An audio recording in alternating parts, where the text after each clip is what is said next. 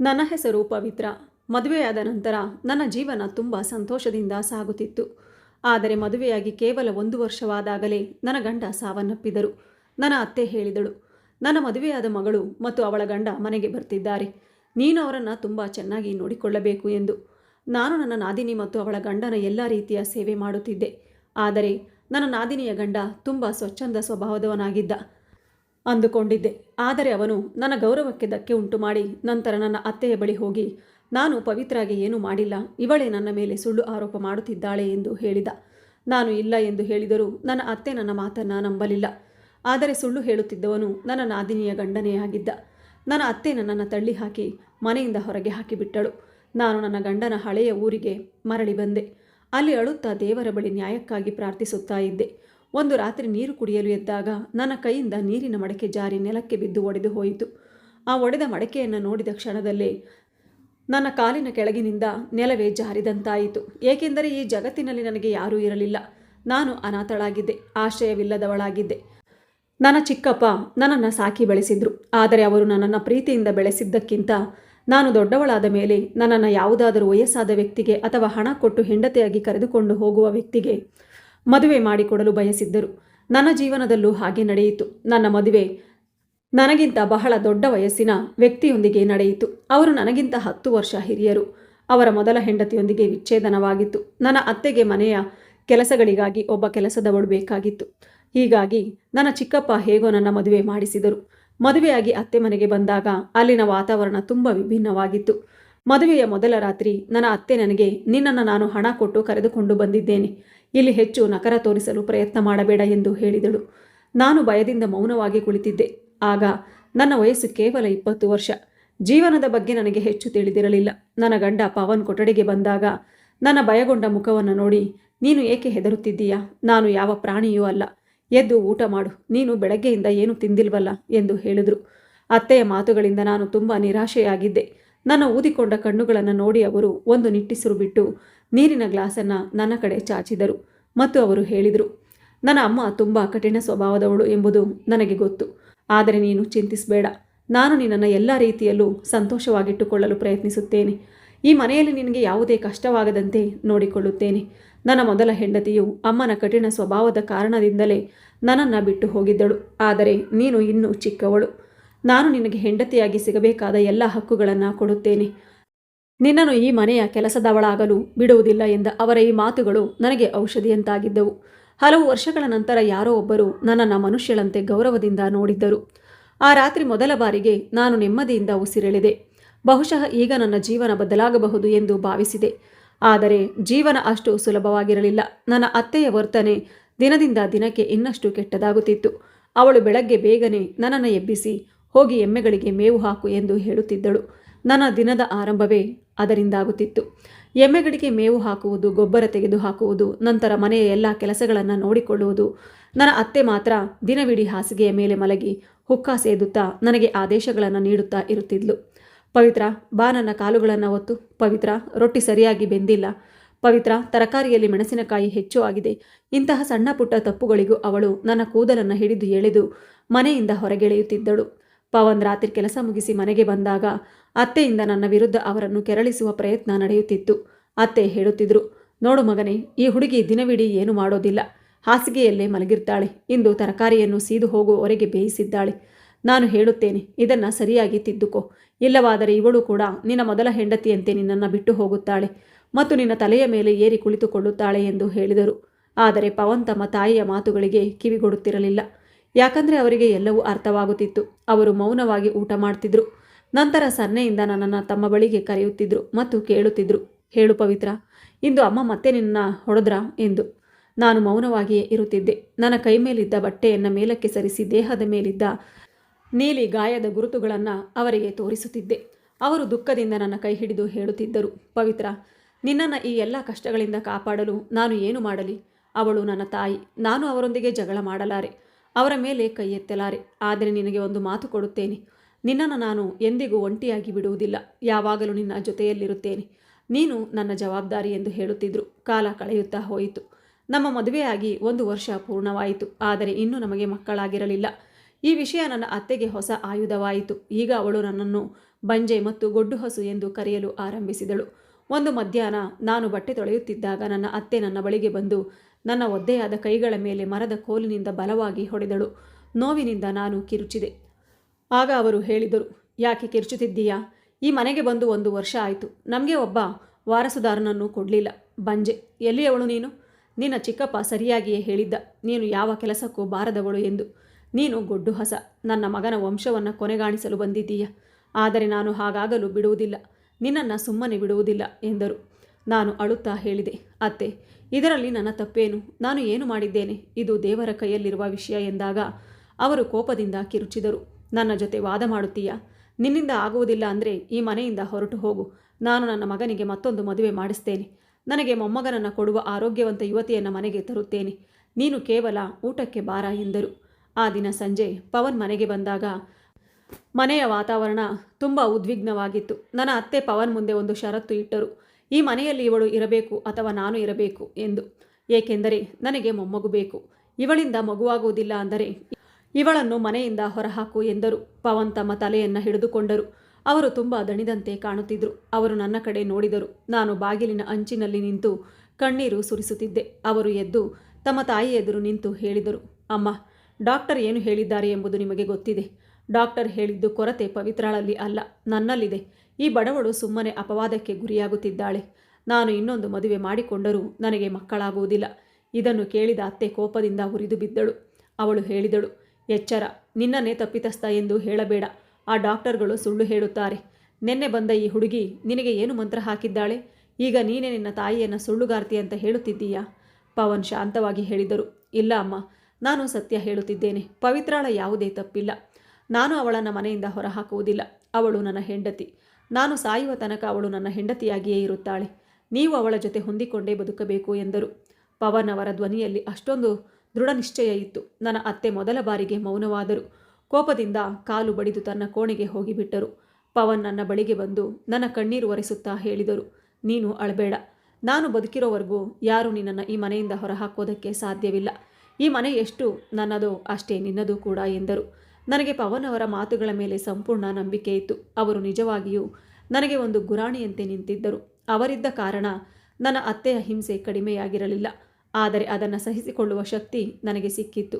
ನನಗೆ ಯಾವಾಗಲೂ ಅನಿಸ್ತಿತ್ತು, ಈ ಗೋಡೆಯಂತಿರುವ ವ್ಯಕ್ತಿ ನನ್ನ ಜೊತೆ ಇರುವವರೆಗೆ ಯಾವ ಬಿರುಗಾಳಿಯೂ ನನಗೆ ಏನು ಮಾಡಲಾರದು. ಆದರೆ ಜೀವನ ನನ್ನೊಂದಿಗೆ ಯಾವ ಆಟ ಆಡಲು ಸಿದ್ಧವಾಗಿತ್ತು ಎಂಬುದು ನನಗೆ ಗೊತ್ತಿರಲಿಲ್ಲ. ನನ್ನ ದುರಾದೃಷ್ಟ ಇನ್ನೂ ಮುಗಿದಿರಲಿಲ್ಲ. ಇದು ಕೇವಲ ಒಂದು ಮುನ್ನುಡಿ ಮಾತ್ರವಾಗಿತ್ತು. ನಿಜವಾದ ವಿನಾಶ ಇನ್ನೂ ಬರಬೇಕಾಗಿತ್ತು. ಮುಂದಿನ ಕೆಲವು ತಿಂಗಳುಗಳು ಹೀಗೆ ಗೊಂದಲದಲ್ಲೇ ಕಳೆಯುವಂತಾಯಿತು. ಅತ್ತೆ ನನ್ನನ್ನು ಹೊಡೆಯುವುದನ್ನು ಕಡಿಮೆ ಮಾಡಿರಲಿಲ್ಲ. ಆದರೆ ಪವನ್ ಅವರ ಸಮ್ಮುಖದಲ್ಲಿ ಮಾತ್ರ ಸ್ವಲ್ಪ ಎಚ್ಚರಿಕೆಯಿಂದ ವರ್ತಿಸುತ್ತಿದ್ದರು. ಪವನ್ ಕೆಲಸಕ್ಕೆ ಹೋದ ತಕ್ಷಣ ಅತ್ತೆ ತನ್ನ ನಿಜವಾದ ರೂಪ ತೋರಿಸ್ತಿದ್ರು. ಅವರು ಮನೆಗೆ ಬರುವ ಮುನ್ನ ಮಾತ್ರ ನಿರಪರಾಧಿಯಂತೆ ನಟಿಸುತ್ತಿದ್ದರು. ಒಂದು ದಿನ ಪವನ್ ಕೆಲಸಕ್ಕೆ ಹೋಗಲು ಸಿದ್ಧವಾಗುತ್ತಿದ್ದರು. ಅವರು ಉಪಹಾರ ಸೇವಿಸಿ ನನ್ನಿಂದ ತಮ್ಮ ಟಿಫನ್ ತೆಗೆದುಕೊಂಡರು. ಆ ದಿನ ಅವರ ಮುಖದಲ್ಲಿ ಒಂದು ವಿಚಿತ್ರವಾದ ದುಃಖ ಕಾಣಿಸುತ್ತಿತ್ತು. ಅವರು ಬಾಗಿಲಿನವರೆಗೆ ಹೋಗಿ ಮತ್ತೆ ತಿರುಗಿ ನನ್ನ ಬಳಿಗೆ ಬಂದರು. ನಂತರ ಹೇಳಿದರು, ಪವಿತ್ರ, ನಿನ್ನನ್ನು ಚೆನ್ನಾಗಿ ನೋಡಿಕೊ. ಇಂದು ನನ್ನ ಮನಸ್ಸಿಗೆ ಏನೋ ಆತಂಕವಾಗುತ್ತಿದೆ. ನನಗೆ ಏನಾದರೂ ಆದರೆ ನಾನು ತಕ್ಷಣ ಅವರ ಬಾಯಿಗೆ ಕೈಯಿಟ್ಟು ಹೇಳಿದೆ, ಹೀಗೆಲ್ಲ ಮಾತಾಡಬೇಡಿ. ದೇವರು ನಿಮಗೆ ದೀರ್ಘಾಯುಷ್ಯ ಕೊಡಲಿ. ಈ ಜಗತ್ತಿನಲ್ಲಿ ನಿಮ್ಮ ಹೊರತು ನನಗೆ ಯಾರಿದ್ದಾರೆ? ಅವರು ಮೃದುವಾಗಿ ನಗುತ್ತಾ ಹೇಳಿದರು, ಹೌದು, ನನ್ನ ಹೊರತು ನಿನಗೆ ಯಾರೂ ಇಲ್ಲ. ಅದನ್ನೇ ಯೋಚಿಸಿದಾಗ ನನಗೆ ಭಯವಾಗುತ್ತದೆ. ಅವರು ನನ್ನ ತಲೆಯ ಮೇಲೆ ಮಮತೆಯಿಂದ ಕೈ ಹಾಯಿಸಿ ಹೊರಟು ಹೋದರು. ನಾನು ಬಾಗಿಲಲ್ಲಿ ನಿಂತು ಅವರು ಹೋಗುವುದನ್ನು ನೋಡುತ್ತಲೇ ಇದ್ದೆ. ಅದು ಅವರ ಕೊನೆಯ ದರ್ಶನ ಎಂಬುದು ನನಗೆ ತಿಳಿದಿರಲಿಲ್ಲ. ಇಂದು ಸಂಜೆ ಸೂರ್ಯ ಮುಳುಗುವಾಗ ಅವರ ಜೊತೆಯಲ್ಲಿ ನನ್ನ ಜೀವನದ ಏಕೈಕ ಆಧಾರವು ಮುಳುಗಿ ಹೋಗುತ್ತದೆ ಎಂಬುದು ನನಗೆ ಗೊತ್ತಿರಲಿಲ್ಲ. ಮಧ್ಯಾಹ್ನ ನಾನು ಅಡುಗೆ ಮನೆಯಲ್ಲಿ ರೊಟ್ಟಿಗಳನ್ನು ಮಾಡುತ್ತಿದ್ದೆ. ಆಗ ಇದ್ದಕ್ಕಿದ್ದಂತೆ ಬೀದಿಯಲ್ಲಿದ್ದ ಗದ್ದಲ ಕೇಳಿಸಿತು. ಜನರ ಧ್ವನಿಗಳು ಜೋರಾಗಿ ಕೇಳಿಬರುತ್ತಿದ್ದವು. ಯಾರೋ ಕೇಳುತ್ತಿದ್ದರು, ಪವನ್ ಬಣಗೇರಿ ಅವರ ಮನೆ ಯಾವುದು ಎಂದು. ಅಯ್ಯೋ, ದೊಡ್ಡ ಅನಾಹುತ ಆಗಿಬಿಟ್ಟಿದೆ. ಇದನ್ನು ಕೇಳುತ್ತಿದ್ದಂತೆಯೇ ನನ್ನ ಹೃದಯ ಬಡಿತ ಜೋರಾಯಿತು. ನನ್ನ ಕೈಯಲ್ಲಿದ್ದ ಚಂಬು ಕೆಳಗೆ ಬಿತ್ತು. ನಾನು ಬರಿಗಾಲಿನಲ್ಲಿ ಹೊರಗೆ ಓಡಿದೆ. ಅಷ್ಟರಲ್ಲೇ ನನ್ನ ಅತ್ತೆ ಬಾಗಿಲಿನ ಬಳಿ ಹೋಗಿ ನಿಂತಿದ್ದರು. ಹೊರಗೆ ಕೆಲವರು ಸೇರಿಕೊಂಡಿದ್ದರು. ಅವರ ಮುಖಗಳಲ್ಲಿ ಆತಂಕ ಸ್ಪಷ್ಟವಾಗಿತ್ತು. ಅವರಲ್ಲಿ ಒಬ್ಬ ಮುಂದೆ ಬಂದು ನನ್ನ ಅತ್ತೆಗೆ ಹೇಳಿದ, ಅಮ್ಮ, ಧೈರ್ಯವಾಗಿರಿ. ನಿಮ್ಮ ಮಗ ಪವನ್ ಬಣಗೇರಿ ಅವರಿಗೆ ಅಪಘಾತವಾಗಿದೆ. ಅವರು ಸ್ಥಳದಲ್ಲೇ ಎನ್ನುತ್ತಾ ಅವನು ತನ್ನ ಮಾತನ್ನು ಮಧ್ಯದಲ್ಲೇ ನಿಲ್ಲಿಸಿದ. ಆದರೆ ಆ ಅಪೂರ್ಣ ವಾಕ್ಯವೇ ಎಲ್ಲವನ್ನ ಹೇಳಿಬಿಟ್ಟಿತ್ತು. ಆ ಪದಗಳು ಗಾಳಿಯಲ್ಲಿ ಮೊಳಗುವ ಬದಲು ಭಯಾನಕ ಮೌನವಾಗಿ ಮಾರ್ಪಟ್ಟವು. ನನ್ನ ಅತ್ತೆಯ ಭೀಕರ ಕಿರುಚಾಟ ಆಕಾಶವೇ ಕಂಪಿಸುವಂತೆ ಮಾಡಿತು. ನನ್ನ ಕಣ್ಣ ಮುಂದೆ ಕತ್ತಲೆ ಆವರಿಸಿತು. ಆ ಕ್ರೂರ ಜಗತ್ತು ಮತ್ತು ನನ್ನ ನಡುವೆ ಗೋಡೆಯಂತೆ ನಿಂತಿದ್ದ ಬಲವಾದ ಆಧಾರ ಕ್ಷಣಾರ್ಧದಲ್ಲಿ ಕುಸಿದು ಬಿದ್ದಿತ್ತು. ನಾನು ನೆಲಕ್ಕೆ ಬಿದ್ದೆ. ಆದರೆ ನನಗೆ ಪ್ರಜ್ಞೆ ಇತ್ತು. ಎಲ್ಲವೂ ನನಗೆ ಕೇಳಿಸುತ್ತಿತ್ತು. ನನ್ನ ಅತ್ತೆ ಅಳುತ್ತಾ ನನ್ನ ಕಡೆಗೆ ಧಾವಿಸಿ ನನ್ನ ತೋಳುಗಳನ್ನು ಹಿಡಿದು ಜೋರಾಗಿ ಅಲುಗಾಡಿಸಿದಳು. ಅವಳು ಕಿರುಚುತ್ತಾ ಹೇಳುತ್ತಿದ್ದಳು, ನನ್ನ ಮಗನನ್ನೇ ತಿಂದುಬಿಟ್ಟೆ, ಬಂಜೆ. ನನ್ನ ಮಗನನ್ನೇ ಕಬಳಿಸಿದೆ. ಬೆಳಗ್ಗೆ ನನ್ನ ಮಗ ಸುಖವಾಗಿ ಮನೆಯಿಂದ ಹೊರಟಿದ್ದ. ಸಿಂಹದಂತಿದ್ದ ನನ್ನ ಮಗನನ್ನ ನಿನ್ನ ದುರಾದೃಷ್ಟ ನುಂಗಿಬಿಟ್ಟಿತು. ಈಗಲೇ ನನ್ನ ಮನೆಯಿಂದ ಹೊರಟು ಹೋಗು ಎಂದು. ಅಕ್ಕಪಕ್ಕದ ಮಹಿಳೆಯರು ನನ್ನ ಅತ್ತೆಯನ್ನು ಹಿಡಿದು ನನ್ನನ್ನು ರಕ್ಷಿಸಿದರು. ನಾನು ಕಲ್ಲಿನಂತಾಗಿಯೇ ಕುಳಿತಿದ್ದೆ. ನನ್ನ ಕಣ್ಣೀರು ಈಗಾಗಲೇ ಒಣಗಿಬಿಟ್ಟಿತ್ತು. ಪವನ್ ಅವರ ಮಾತುಗಳು ಮತ್ತೆ ಮತ್ತೆ ನನ್ನ ಕಿವಿಯಲ್ಲಿ ಮೊಳಗುತ್ತಿದ್ದವು. ನಾನು ಬದುಕಿರುವವರೆಗೆ ನಿನ್ನ ಜೊತೆಯಲ್ಲಿರುತ್ತೇನೆ. ಆದರೆ ಈಗ ಅವರು ಬದುಕಿರಲಿಲ್ಲ. ಇನ್ನು ನನ್ನ ಗತಿ ಏನು ಎಂಬ ಪ್ರಶ್ನೆ ನನ್ನ ಮುಂದೆ ಭಯಾನಕ ಗೋಡೆಯಂತೆ ನಿಂತಿತ್ತು. ಪವನ್ ಅವರೊಂದಿಗೆ ನನ್ನ ಸಂತೋಷಗಳು ಕೂಡ ಹೋಗಿಬಿಟ್ಟಿದ್ದವು. ಮನೆಯಲ್ಲಿ ಶೋಕದ ವಾತಾವರಣ ಆವರಿಸಿತ್ತು. ಆದರೆ ನನ್ನ ಅತ್ತೆ ಅಳುತ್ತಾ ನನ್ನನ್ನೇ ಶಪಿಸುತ್ತಿದ್ದರು. ಅವಳು ಹೇಳುತ್ತಿದ್ದರು, ನನಗೆ ಒಬ್ಬನೇ ಮಗನಿದ್ದ. ಈಗ ನಾನು ಏನು ಮಾಡಲಿ? ನನ್ನನ್ನು ಬಿಟ್ಟು ಹೋಗಿಬಿಟ್ಟ. ಪವನ್ ಅವರು ನನ್ನ ಅತ್ತೆಯ ಏಕೈಕ ಪುತ್ರರಾಗಿದ್ದರು. ಅವರಿಗೆ ಡೆಹ್ರಾಡೂನ್ನಲ್ಲಿ ಮದುವೆಯಾಗಿ ನೆಲೆಸಿದ್ದ ಒಬ್ಬ ತಂಗಿಯೂ ಇದ್ದಳು. ಅವಳು ಡೆಹ್ರಾಡೂನ್ನಲ್ಲೇ ಇದ್ದಳು. ತಮ್ಮನ ಆಕಸ್ಮಿಕ ಸಾವಿನ ಸುದ್ದಿ ಕೇಳುತ್ತಿದ್ದಂತೆಯೇ ಅವಳು ಮನೆಗೆ ಬಂದಳು. ಅವಳ ಗಂಡ ಬಂದಿರಲಿಲ್ಲ. ಅವಳು ತನ್ನ ತಾಯಿಯ ಜೊತೆಗೆ ನನ್ನನ್ನು ನಿಂದಿಸುತ್ತಾ ಜೋರಾಗಿ ಅಳುತ್ತಾ, ನನ್ನ ತಮ್ಮ ಹೋಗಿಬಿಟ್ಟನು, ಈಗ ನನ್ನ ತಾಯಿಯ ಗತಿ ಏನು ಎಂದು ಕಿರ್ಚುತ್ತಿದ್ದಳು. ತಾಯಿ ಮಗಳ ಈ ದುಃಖಭರಿತ ಮೊರೆ ಇಡೀ ಬೀದಿಯವರ ಹೃದಯವನ್ನು ಕಲಕುತ್ತಿತ್ತು. ಅವಳು ಮತ್ತೆ ಮತ್ತೆ ತನ್ನ ಎದೆಯನ್ನು ಬಡಿದುಕೊಳ್ಳುತ್ತಾ ನನ್ನ ಕಡೆ ಬೆರಳು ತೋರಿಸಿ, ಜನರಿಗೆ ಈ ದುರಾದೃಷ್ಟವತಿಯನ್ನು ನೋಡಿ ನನ್ನ ಸುಖ ಸಂಸಾರವನ್ನು ಹಾಳು ಮಾಡಿದ್ದಾಳೆ. ಈ ಬಂಜೆ ನನ್ನ ಮಗನ ಮೇಲೆ ಆವರಿಸಿಕೊಂಡಿದ್ದಳು. ಅದಕ್ಕೆ ಅವನು ನನ್ನನ್ನು ಬಿಟ್ಟು ಹೋಗಿಬಿಟ್ಟನು ಎಂದು ಹೇಳುತ್ತಿದ್ದರು. ಅಲ್ಲಿದ್ದ ಮಹಿಳೆಯರು ನನ್ನ ಅತ್ತೆ ಮತ್ತು ನಾದಿನಿಗೆ ಸಮಾಧಾನ ಹೇಳುತ್ತಾ ನೀರಿನ ಗ್ಲಾಸ್ ಕೊಡುತ್ತಿದ್ದರು. ಆದರೆ ನನ್ನ ಅತ್ತೆಯ ಕಣ್ಣುಗಳಲ್ಲಿ ಕಣ್ಣೀರು ಕಡಿಮೆ, ನನ್ನ ಮೇಲಿನ ದ್ವೇಷವೇ ಹೆಚ್ಚು ಕಾಣುತ್ತಿತ್ತು. ನನ್ನನ್ನು ಸಮಾಧಾನಪಡಿಸಲು ಯಾರೂ ಇರಲಿಲ್ಲ. ನಾನು ಬಿಳಿ ಸೀರೆ ಧರಿಸಿ ಒಂದು ಮೂಲೆಯಲ್ಲಿ ಮೌನವಾಗಿ ಕುಳಿತಿದ್ದೆ. ನನ್ನ ಕಣ್ಣುಗಳಿಂದ ಕಣ್ಣೀರು ಹರಿಯುತ್ತಿತ್ತು. ಆದರೆ ಗಂಟಲಿನಿಂದ ಒಂದು ಶಬ್ದವೂ ಹೊರಬರುತ್ತಿರಲಿಲ್ಲ. ನನ್ನನ್ನು ಎಲ್ಲ ಕಷ್ಟಗಳಿಂದ ಕಾಪಾಡುತ್ತಿದ್ದ ಆ ವ್ಯಕ್ತಿ ಈಗ ನನ್ನನ್ನು ಬಿಟ್ಟು ಹೋಗಿದ್ದಾನೆ ಎಂಬುದು ಇನ್ನೂ ನಂಬಲು ಆಗುತ್ತಿರಲಿಲ್ಲ. ನನ್ನ ಗಂಡನ ಸಾವಿನ 2ನೇ ದಿನ ಪವನ್ ಅವರ ಜೊತೆ ಕೆಲಸ ಮಾಡುತ್ತಿದ್ದ ಕೆಲವು ಜನರು ನಮ್ಮ ಮನೆಗೆ ಬಂದರು. ಅವರು ದುಃಖ ಸೂಚಿಸಲು ಮತ್ತು ಕೆಲವು ಕಚೇರಿಯ ಕಾರ್ಯವಿಧಾನಗಳಿಗಾಗಿ ಬಂದಿದ್ದರು. ಅವರಲ್ಲಿ ಒಬ್ಬರು ಒಂದು ಫೈಲ್ ತೆಗೆದು, ಅಮ್ಮ, ಪವನ್ ತುಂಬ ಪ್ರಾಮಾಣಿಕ ಮತ್ತು ಶ್ರಮಜೀವಿ ವ್ಯಕ್ತಿಯಾಗಿದ್ದರು. ಅವರ ಈ ಅಕಾಲಿಕ ಸಾವಿನಿಂದ ನಮಗೆಲ್ಲ ಬಹಳ ದುಃಖವಾಗಿದೆ. ಇದು ಅವರ ವಿಮೆ ಮತ್ತು ಪಿಂಚಣಿಗೆ ಸಂಬಂಧಿಸಿದ ಕೆಲವು ದಾಖಲೆಗಳು. ಕಾನೂನಿನ ಪ್ರಕಾರ ಇದರ ಹಕ್ಕು ಅವರ ಪತ್ನಿಗೆ, ಅಂದರೆ ಹೆಂಡತಿಗೆ ಸೇರಿದೆ ಎಂದು ಹೇಳಿದರು. ಇದನ್ನು ಕೇಳುತ್ತಿದ್ದಂತೆಯೇ ನನ್ನ ಅತ್ತೆಯ ಕಿವಿಗಳು ಎಚ್ಚರವಾದವು. ಅಷ್ಟರವರೆಗೆ ಅತ್ತುಕೊಂಡು ಕುಳಿತಿದ್ದ ಅವರು ತಕ್ಷಣ ನೇರವಾಗಿ ಕುಳಿತು, ಯಾವ ಪಿಂಚಣಿ, ಯಾವ ಹಕ್ಕು? ಈ ಹುಡುಗಿ ಅಕ್ಷರಜ್ಞಾನವಿಲ್ಲದವಳು. ಅವಳಿಗೆ ದಾಖಲೆಗಳ ಬಗ್ಗೆ ಏನು ಗೊತ್ತು? ಪವನ್ ನನ್ನ ಮಗ. ಈ ಮನೆಯ ಹಿರಿಯಳು ನಾನು. ಈ ದಾಖಲೆಗಳನ್ನು, ಹಣವನ್ನು ನನಗೆ ಕೊಡಿ, ನಾನು ನೋಡಿಕೊಳ್ಳುತ್ತೇನೆ ಎಂದರು. ಆ ವ್ಯಕ್ತಿ ಸಂಕೋಚದಿಂದ ನನ್ನತ್ತ ನೋಡಿದರು. ನಾನು ತಲೆ ತಗ್ಗಿಸಿಕೊಂಡೇ ಕುಳಿತಿದ್ದೆ.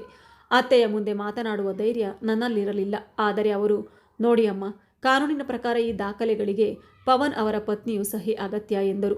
ಅವರು ಅತ್ತೆಯ ಸಮಾಧಾನವಾಗಿ ಅರ್ಥ ಮಾಡಿಸಲು ಪ್ರಯತ್ನಿಸಿದರು. ಅತ್ತೆ ನನ್ನತ್ತ ಕೋಪದಿಂದ ನೋಡುತ್ತಾ, ಪವಿತ್ರ, ಇಲ್ಲಿ ಬಾ, ಈ ಕಾಗದಗಳ ಮೇಲೆ ಹೆಬ್ಬೆರಳಿನ ಗುರುತು ಹಾಕು. ಹೆಚ್ಚು ಬುದ್ಧಿವಂತಿಕೆ ತೋರಿಸಲು ಪ್ರಯತ್ನ ಮಾಡಿದರೆ ಒಳ್ಳೆಯದಾಗುವುದಿಲ್ಲ ಎಂದರು. ನಾನು ನಡುಗುವ ಕೈಗಳಿಂದ ಹೆಬ್ಬೆರಳಿನ ಗುರುತು ಹಾಕಿದೆ. ಆ ವ್ಯಕ್ತಿ ನನ್ನನ್ನು ಕರುಣೆಯಿಂದ ನೋಡುತ್ತಾ ಒಂದು ಲಕೋಟೆಯನ್ನು ಅತ್ತೆಯ ಕೈಗೆ ಕೊಟ್ಟು ಹೊರಟು ಹೋದರು.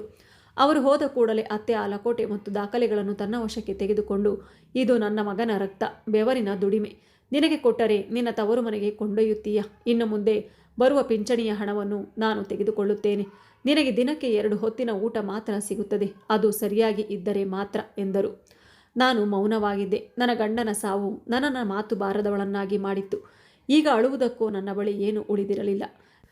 ಪವನ್ ಅವರ ಪಿಂಚಣಿ ಆರಂಭವಾಗಿತ್ತು ಮತ್ತು ಪ್ರತಿ ತಿಂಗಳು ಒಂದು ನಿಗದಿತ ಮೊತ್ತ ಬರುತ್ತಿತ್ತು. ಆದರೆ ಅದರಲ್ಲಿ 1 ರೂಪಾಯಿಯೂ ನನಗೆ ಸಿಗುತ್ತಿರಲಿಲ್ಲ. ದಿನಗಳು ಕಳೆಯುತ್ತಾ ಹೋದವು. ಅತ್ತೆಯ ವರ್ತನೆ ಇನ್ನಷ್ಟು ಕೆಟ್ಟದಾಗುತ್ತಿತ್ತು. ಮನೆಯ ಎಲ್ಲ ಕೆಲಸಗಳನ್ನು ಮಾಡಿದರೂ ನನಗೆ ಹೊಟ್ಟೆ ತುಂಬ ಊಟವೂ ಸಿಗುತ್ತಿರಲಿಲ್ಲ. ಒಂದು ರಾತ್ರಿ ನಾನು ಹಸಿವಿನಿಂದ ಬಳಲುತ್ತಾ ಅಡುಗೆ ಮನೆಗೆ ಹೋಗಿ ಉಳಿದಿದ್ದ ರೊಟ್ಟಿಯನ್ನು ಹುಡುಕುತ್ತಿದ್ದೆ. ಆಗಲೇ ಅತ್ತೆ ಅಲ್ಲಿಗೆ ಬಂದು, ಕಳ್ಳಿ, ಈಗ ಕಳ್ಳತನಕ್ಕೂ ಇಳಿದೆಯಾ? ನಾನು ಹೇಳಿರಲಿಲ್ಲವೇ ನನ್ನನ್ನು ಕೇಳದೆ ಯಾವುದಕ್ಕೂ ಕೈ ಹಾಕಬಾರದು ಅಂತ ಎಂದು ಕಿರುಚಿದರು. ನಾನು ವಿನಮ್ರವಾಗಿ, ಅಮ್ಮ, ನಿನ್ನೆ ರಾತ್ರಿಯಿಂದ ನಾನು ಹಸಿದಿದ್ದೇನೆ. ಕೆಲಸ ಮಾಡಿ ಕಾಲುಗಳು ನೋಯುತ್ತಿವೆ. ಸ್ವಲ್ಪ ಊಟ ಕೊಡಿ, ದೇವರು ನಿಮಗೆ ಒಳ್ಳೆಯದು ಮಾಡುತ್ತಾನೆ ಎಂದೆ. ಅವರು ನನ್ನ ಕೈಯಲ್ಲಿದ್ದ ರೊಟ್ಟಿಯನ್ನು ಕಿತ್ತುಕೊಂಡು ಕಸದ ಬುಟ್ಟಿಗೆ ಎಸೆದು, ಇದನ್ನು ನಾಯಿಗಳಿಗೆ ಹಾಕುತ್ತೇನೆ, ಆದರೆ ನಿನಗೆ ಕೊಡುವುದಿಲ್ಲ. ಉಚಿತವಾಗಿ ತಿನ್ನುವ ಅಭ್ಯಾಸವಾಗಿದೆ ನಿನಗೆ. ದಿನವೆಲ್ಲ ಅಪಶಕುನದ ಮುಖ ಮಾಡಿಕೊಂಡು ತಿರುಗುತ್ತೀಯಾ ಎಂದರು. ಅಷ್ಟರಲ್ಲಿ ನನ್ನ ನಾದಿನಿ ನಿದ್ದೆಯಿಂದ ಎದ್ದು ಅಲ್ಲಿಗೆ ಬಂದು, ಅಮ್ಮ, ಏನು ಈ ಗದ್ದಲ ಎಂದು ಕೇಳಿದಳು. ಆಗ ಅತ್ತೆ, ಇವಳು ಮಧ್ಯರಾತ್ರಿ ಅಡುಗೆ ಮನೆಯಿಂದ ಊಟ ಕದಿಯುತ್ತಿದ್ದಳು ಎಂದರು. ಅದಕ್ಕೆ ನಾದಿನಿ, ಅಮ್ಮ, ಪಾಪ ಎಷ್ಟು ಸೊರಗಿ ಹೋಗಿದ್ದಾಳೆ ನೋಡಿ, ಊಟ ಕೇಳುತ್ತಿದ್ದರೆ ಸ್ವಲ್ಪ ಕೊಡಿ ಎಂದಳು. ಆದರೆ ಅತ್ತೆ, ನೀನು ಸುಮ್ಮನಿರು, ಹೋಗಿ ಮಲಗು ಎಂದರು. ಅವಳು ಸರಿ ಎಂದು ಹೇಳಿ ಅಲ್ಲಿಂದ ಹೊರಟು ಹೋದ್ಲು. ಅತ್ತೆ ನನ್ನನ್ನು ಗದರಿಸಿ ನನ್ನ ಕಣ್ಣಿಗೆ ಕಾಣದಂತೆ ಹೋಗು ಎಂದರು. ಆ ರಾತ್ರಿ ನಾನು ಹಸಿದ ಹೊಟ್ಟೆಯಲ್ಲೇ ಮಲಗಬೇಕಾಯಿತು. ಪವನ್ ಅವರ ನೆನಪುಗಳು ನನ್ನನ್ನು ಕಾಡುತ್ತಲೇ ಇದ್ದವು. ಅವರು ಇದ್ದಿದ್ದರೆ ಎಂದಿಗೂ ನನ್ನನ್ನು ಹಸಿದು ಮಲಗಲು ಬಿಡುತ್ತಿರಲಿಲ್ಲ. ನಾನು ದೇವರ ಬಳಿ ಪ್ರಾರ್ಥಿಸುತ್ತಾ, ನನಗೆ ಧೈರ್ಯ ಕೊಡು, ಇಲ್ಲವೇ ನನ್ನನ್ನು ನಿನ್ನ ಬಳಿಗೆ ಕರೆದುಕೊಂಡು ಹೋಗು ಎಂದು ಬೇಡಿಕೊಳ್ಳುತ್ತಿದ್ದೆ. ಹೀಗೆ ಇನ್ನೂ ಕೆಲವು ತಿಂಗಳುಗಳು ಕಳೆದು ಹೋದವು. ಒಂದು ದಿನ ಮನೆಯಲ್ಲಿ ಹೊಸ ಚಟುವಟಿಕೆ ಕಾಣಿಸಿತು. ಅತ್ತೆ ಇಂದು ತುಂಬ ಸಂತೋಷದಿಂದ ಕಾಣುತ್ತಿದ್ದರು. ಅವರು ಇಡೀ ಮನೆಯನ್ನು ಸ್ವಚ್ಛಗೊಳಿಸಲು ನಿರ್ಧರಿಸಿದ್ದರು. ನನ್ನನ್ನು ಕರೆದು, ಮನೆ ತುಂಬ ಚೆನ್ನಾಗಿ ಸ್ವಚ್ಛ ಮಾಡು, ಇಂದು ನನ್ನ ಅಳಿಯ ಬರುತ್ತಿದ್ದಾನೆ ಎಂದರು. ನನ್ನ ನಾದಿನಿಯು ತುಂಬ ಸಂತೋಷವಾಗಿದ್ದಳು. ಏಕೆಂದರೆ ಅವಳ ಗಂಡ ಬಹಳ ಸಮಯದ ನಂತರ ತನ್ನ ಅತ್ತೆ ಮನೆಗೆ ಬರುತ್ತಿದ್ದನು. ಕೆಲವು ದಿನಗಳು ಇಲ್ಲಿ ಇದ್ದು ನಂತರ ಇಬ್ಬರು ತಮ್ಮ ಮನೆಗೆ ಹಿಂತಿರುಗಲು ಯೋಚಿಸಿದ್ದರು. ನನ್ನ ಅತ್ತೆ ನನಗೆ ಹೇಳಿದರು, ಅಳಿಯ ಕೆಲವು ದಿನಗಳು ಇಲ್ಲೇ ಇರುತ್ತಾನೆ. ಅವನ ಮುಂದೆ ಹೆಚ್ಚು ಬರಲು ಪ್ರಯತ್ನ ಮಾಡಬೇಡ. ನಿನ್ನ ಅಪಶಕುನದ ನೆರಳಿನಿಂದ ಅವನ ಜೀವನದಲ್ಲೂ ಏನಾದರೂ ತೊಂದರೆ ಬರಬಾರದು ಎಂದು ನಾನು ಬಯಸುತ್ತೇನೆ ಎಂದರು. ನನ್ನ ನಾದಿನಿಯು ಹೇಳಿದಳು, ಹೌದು, ಇನ್ನೊಂದು ವಿಷಯ ನೆನ್ಪಿಟ್ಕೋ. ಈ ಬಿಳಿ ಸೀರೆಯನ್ನೇ ಧರಿಸು. ಇದಲ್ಲದೆ ಯಾವುದೇ ಅಲಂಕಾರ, ಮೇಕಪ್ ಅಥವಾ ಆಭರಣ ಹಾಕಿಕೊಂಡರೆ ನಿನಗೆ ಒಳ್ಳೆಯದಾಗುವುದಿಲ್ಲ. ನನ್ನ ಗಂಡನಿಂದ ದೂರವೇ ಇರು ಎಂದಳು. ನಾನು ಅವರಿಬ್ಬರಿಗೂ ಸರಿ, ನಾನು ಗಮನ ಇಡುತ್ತೇನೆ ಎಂದೆ. ಮದುವೆಯ ಸಮಯದಲ್ಲಿ ನಾನು ಅವಳ ಗಂಡನನ್ನು ಕೇವಲ ಒಮ್ಮೆ ಮಾತ್ರ ನೋಡಿದ್ದೆ. ನಂತರ ಅತ್ತೆ ಮತ್ತೆ ಬೆರಳು ತೋರಿಸಿ ಎಚ್ಚರಿಸುತ್ತಾ, ನೆನಪಿಟ್ಟುಕೋ, ಅವನ ಮುಂದೆ ಬಂದರೆ ನಿನ್ನ ಗತಿ ಚೆನ್ನಾಗಿರುವುದಿಲ್ಲ ಮತ್ತು ಅಳಿಯನ ಆತಿಥ್ಯದಲ್ಲಿ ಯಾವುದೇ ಕೊರತೆ ಇರಬಾರದು. ಮನೆಯ ಪ್ರತಿಯೊಂದು ಮೂಲೆಯೂ ಹೊಳೆಯಬೇಕು. ಸ್ವಲ್ಪ ಧೂಳು ಕಂಡರೂ ನಿನಗೆ ಶಿಕ್ಷೆ ಖಚಿತ ಎಂದರು. ನಾನು ಹಗಲು ರಾತ್ರಿ ಶ್ರಮಿಸಿ ಇಡೀ ಮನೆಯನ್ನು ಸ್ವಚ್ಛಗೊಳಿಸಿದೆ. ಹಾಸಿಗೆಗಳನ್ನು ತೊಳೆದೆ, ಪರದೆಗಳನ್ನು ಬದಲಿಸಿದೆ ಮತ್ತು ಪೀಠೋಪಕರಣಗಳನ್ನು ಹೊಳೆಯುವಂತೆ ಮಾಡಿದೆ. ಅಳಿಯ ಆಶೀಶ್ ಬರುವುದಕ್ಕೆ ಒಂದು ದಿನ ಮೊದಲು ಅತ್ತೆ ನನ್ನನ್ನು ಕರೆಸಿಕೊಂಡರು. ಅವರ ಮುಖದಲ್ಲಿ ವಿಚಿತ್ರವಾದ ಕಠಿಣತೆ ಇತ್ತು. ಪವಿತ್ರ, ನಾಳೆ ಅಳಿಯ ಬರುತ್ತಾನೆ. ನಾನು ಯೋಚಿಸಿದ್ದೇನೆ, ನೀನು ನನ್ನ ಮಗಳು ಮತ್ತು ಅಳಿಯನ ಸಂತೋಷವನ್ನು ಹಾಳು ಮಾಡಬಹುದು. ತನ್ನ ಗಂಡನನ್ನು ಉಳಿಸಿಕೊಳ್ಳಲಾಗದವಳು ತನ್ನ ನಾದಿನಿಯ ಮನೆಯನ್ನೇನು ಉಳಿಸಬಲ್ಲಳು ಎಂದರು. ಅವರ ಮಾತು ಕೇಳಿ ನನ್ನ ಹೃದಯ ಜಲ್ಲೆಂದಿತ್ತು. ಅತ್ತೆ, ನನಗೆ ಅರ್ಥವಾಗಲಿಲ್ಲ ಎಂದು ಕೇಳಿದೆ. ಅವಳು ಅಸಹ್ಯದಿಂದ ಮುಖ ತಿರುಗಿಸಿ, ಸರಳ ವಿಷಯ, ನಿನ್ನ ಸುಂದರ ಮುಖದಿಂದ ನನ್ನ ಅಳಿಯನ ಗಮನ ಬೇರೆಡೆ ಸೆಳೆಯಬಾರದು. ನನ್ನ ಮಗಳ ಮನೆ ಹಾಳಾಗಬಾರದು. ಅವಳಿಗೂ ನೀನು ಇಷ್ಟವಿಲ್ಲ. ಅವಳು ಮತ್ತೆ ಮತ್ತೆ ಹೇಳುತ್ತಿದ್ದಾಳೆ, ಪವಿತ್ರ ಅವಳ ಗಂಡನ ಮುಂದೆ ಖಂಡಿತ ಬರುತ್ತಾಳೆ ಎಂದರು. ನಾನು, ಅತ್ತೆ, ನಾನು ಎಲ್ಲಿಗೆ ಹೋಗಲಿ? ಇದು ನನ್ನ ಮನೆ, ನನ್ನ ಗಂಡನ ಮನೆ. ಪವನ್ ನಾನು ಇಲ್ಲಿಯೇ ಇರುತ್ತೇನೆ ಎಂದು ಹೇಳಿದ್ದರು ಎಂದೆ. ಅದಕ್ಕೆ ಅತ್ತೆ ವ್ಯಂಗ್ಯವಾಗಿ ನಕ್ಕು, ಪವನ್ ಸತ್ತಿದ್ದಾನೆ. ಅವನ ಮಾತುಗಳು ಅವನ ಜೊತೆ ಸತ್ತಿವೆ. ಈ ಮನೆ ನನ್ನ ಗಂಡನದು. ಇದರ ಮೇಲೆ ಹಕ್ಕು ನನಗೂ, ನನ್ನ ಮಗಳಿಗೂ, ನನ್ನ ಅಳಿಯನಿಗೂ ಮಾತ್ರ ಇದೆ. ನೀನು ಹಿಂದೆ ಇಲ್ಲಿಂದ ಹೊರ ಹೋಗಬೇಕು ಎಂದರು. ನಾನು ಅವರ ಕಾಲಿಗೆ ಬಿದ್ದು ಅಳುತ್ತಾ ಬೇಡಿಕೊಂಡೆ, ಅತ್ತೆ, ದಯವಿಟ್ಟು ಹೀಗೆ ಮಾಡಬೇಡಿ. ನನ್ನ ಚಿಕ್ಕಪ್ಪ ನನ್ನನ್ನು ಸ್ವೀಕರಿಸುವುದಿಲ್ಲ. ಈ ಜಗತ್ತಿನಲ್ಲಿ ನನಗೆ ಬೇರೆ ಯಾರೂ ಇಲ್ಲ. ನಾನು ನಿಮ್ಮ ಮನೆಯಲ್ಲಿ ಕೆಲಸದವಳಾಗಿ ಬದುಕುತ್ತೇನೆ. ಅಳಿಯನ ಮುಂದೆ ಎಂದಿಗೂ ಬರುವುದಿಲ್ಲ. ಮನೆಯ ಯಾವುದಾದರೂ ಮೂಲೆಯಲ್ಲಿ ಇರಲು ಬಿಡಿ ಎಂದೆ. ಆದರೆ ಅವಳು ಕ್ರೂರವಾಗಿ ನನ್ನನ್ನು ತಳ್ಳಿ, ನಾಟಕ ನಿಲ್ಲಿಸು. ಕೆಲಸದವಳಾಗಿ ಇರ್ತೀಯಾ? ನನಗೆ ಕೆಲಸದವಳೇ ಬೇಕಿದ್ದರೆ ಸಂಬಳ ಕೊಟ್ಟು ಇಟ್ಟುಕೊಳ್ಳುತ್ತೇನೆ. ನಿನ್ನನ್ನು ಇಟ್ಟುಕೊಂಡರೆ ನಿನ್ನ ಅಪಶಕುನದ ನೆರಳನ್ನು ಸಹಿಸಬೇಕಾಗುತ್ತದೆ. ನನ್ನ ಮಗಳ ಜೀವನದ ಪ್ರಶ್ನೆ ಇದು. ನಾನು ಯಾವ ಅಪಾಯವನ್ನು ತೆಗೆದುಕೊಳ್ಳುವುದಿಲ್ಲ. ನಿನ್ನ ಸಾಮಾನುಗಳನ್ನು ತೆಗೆದುಕೊಂಡು ಈಗಲೇ ಹೊರಡು ಎಂದಳು. ಅವಳು ನನ್ನ ಕೈ ಹಿಡಿದು ಎಳೆದುಕೊಂಡು ಬಾಗಿಲಿನವರೆಗೆ ಎಳೆದುಕೊಂಡು ಹೋದರು. ನಾನು ಅಳುತ್ತಾ ಕಿರುಚುತ್ತಾ ಬೇಡಿಕೊಂಡರೂ ಅವರ ಹೃದಯ ಕರಗಲಿಲ್ಲ. ಅವರು ನನ್ನ ಚಿಕ್ಕ ಬಟ್ಟೆಗಳ ಚೀಲವನ್ನು ಬೀದಿಗೆ ಎಸೆದು ನನ್ನನ್ನು ತಳ್ಳಿಬಿಟ್ಟು ಬಾಗಿಲನ್ನು ಜೋರಾಗಿ ಮುಚ್ಚಿದರು. ನಾನು ಬೀದಿಯ ಧೂಳಿನಲ್ಲಿ ಬಿದ್ದಿದ್ದೆ. ನನ್ನ ಮೊಣಕಾಲುಗಳು ಗಾಯಗೊಂಡಿದ್ದವು. ಮಧ್ಯಾಹ್ನದ ಕಡು ಬಿಸಿಲು ನನ್ನ ತಲೆಯ ಮೇಲೆ ಬೀಳುತ್ತಿತ್ತು. ನಾನು ಬರಿಗಾಲಿನಲ್ಲಿ ರಸ್ತೆಯ ಮೇಲೆ ಕುಳಿತಿದ್ದೆ. ನನ್ನ ಎದುರು ಒಮ್ಮೆ ನನ್ನದೇ ಆಗಿದ್ದ ಮನೆಯ ಬಾಗಿಲು ಮುಚ್ಚಿಕೊಂಡಿತ್ತು. ನಾನು ಎದ್ದು ಬಾಗಿಲನ್ನು ಬಡಿದುಕೊಂಡು, ಅತ್ತೆ, ಬಾಗಿಲು ತೆಗೆಯಿರಿ. ನಾನು ಎಲ್ಲಿಗೆ ಹೋಗಲಿ? ದೇವರ ದಯೆಗಾಗಿ ನನ್ನನ್ನು ಹೊರಹಾಕಬೇಡಿ. ಅಕ್ಕ, ನೀವು ಅತ್ತೆಗೆ ಹೇಳಿ, ನಾನು ಅಳಿಯನ ಮುಂದೆ ಬರುವುದಿಲ್ಲ ಎಂದು ಅಳುತ್ತಿದ್ದೆ. ಹಲವಾರು ಗಂಟೆಗಳ ಕಾಲ ಅಲ್ಲೇ ನಿಂತಿದ್ದೆ. ನನ್ನ ಗಂಟಲು ಒಣಗಿ ಹೋಗಿತ್ತು. ಕಣ್ಣೀರು ಒಣಗಿತ್ತು. ನೆರೆಹೊರೆಯವರು ಹೋಗಿ ಬರುತ್ತಾ ನೋಡುತ್ತಿದ್ದರು. ಕೆಲ ಮಹಿಳೆಯರು ಕಿಟಕಿಯಿಂದ ಇಣುಕಿ ನೋಡುತ್ತಿದ್ದರು.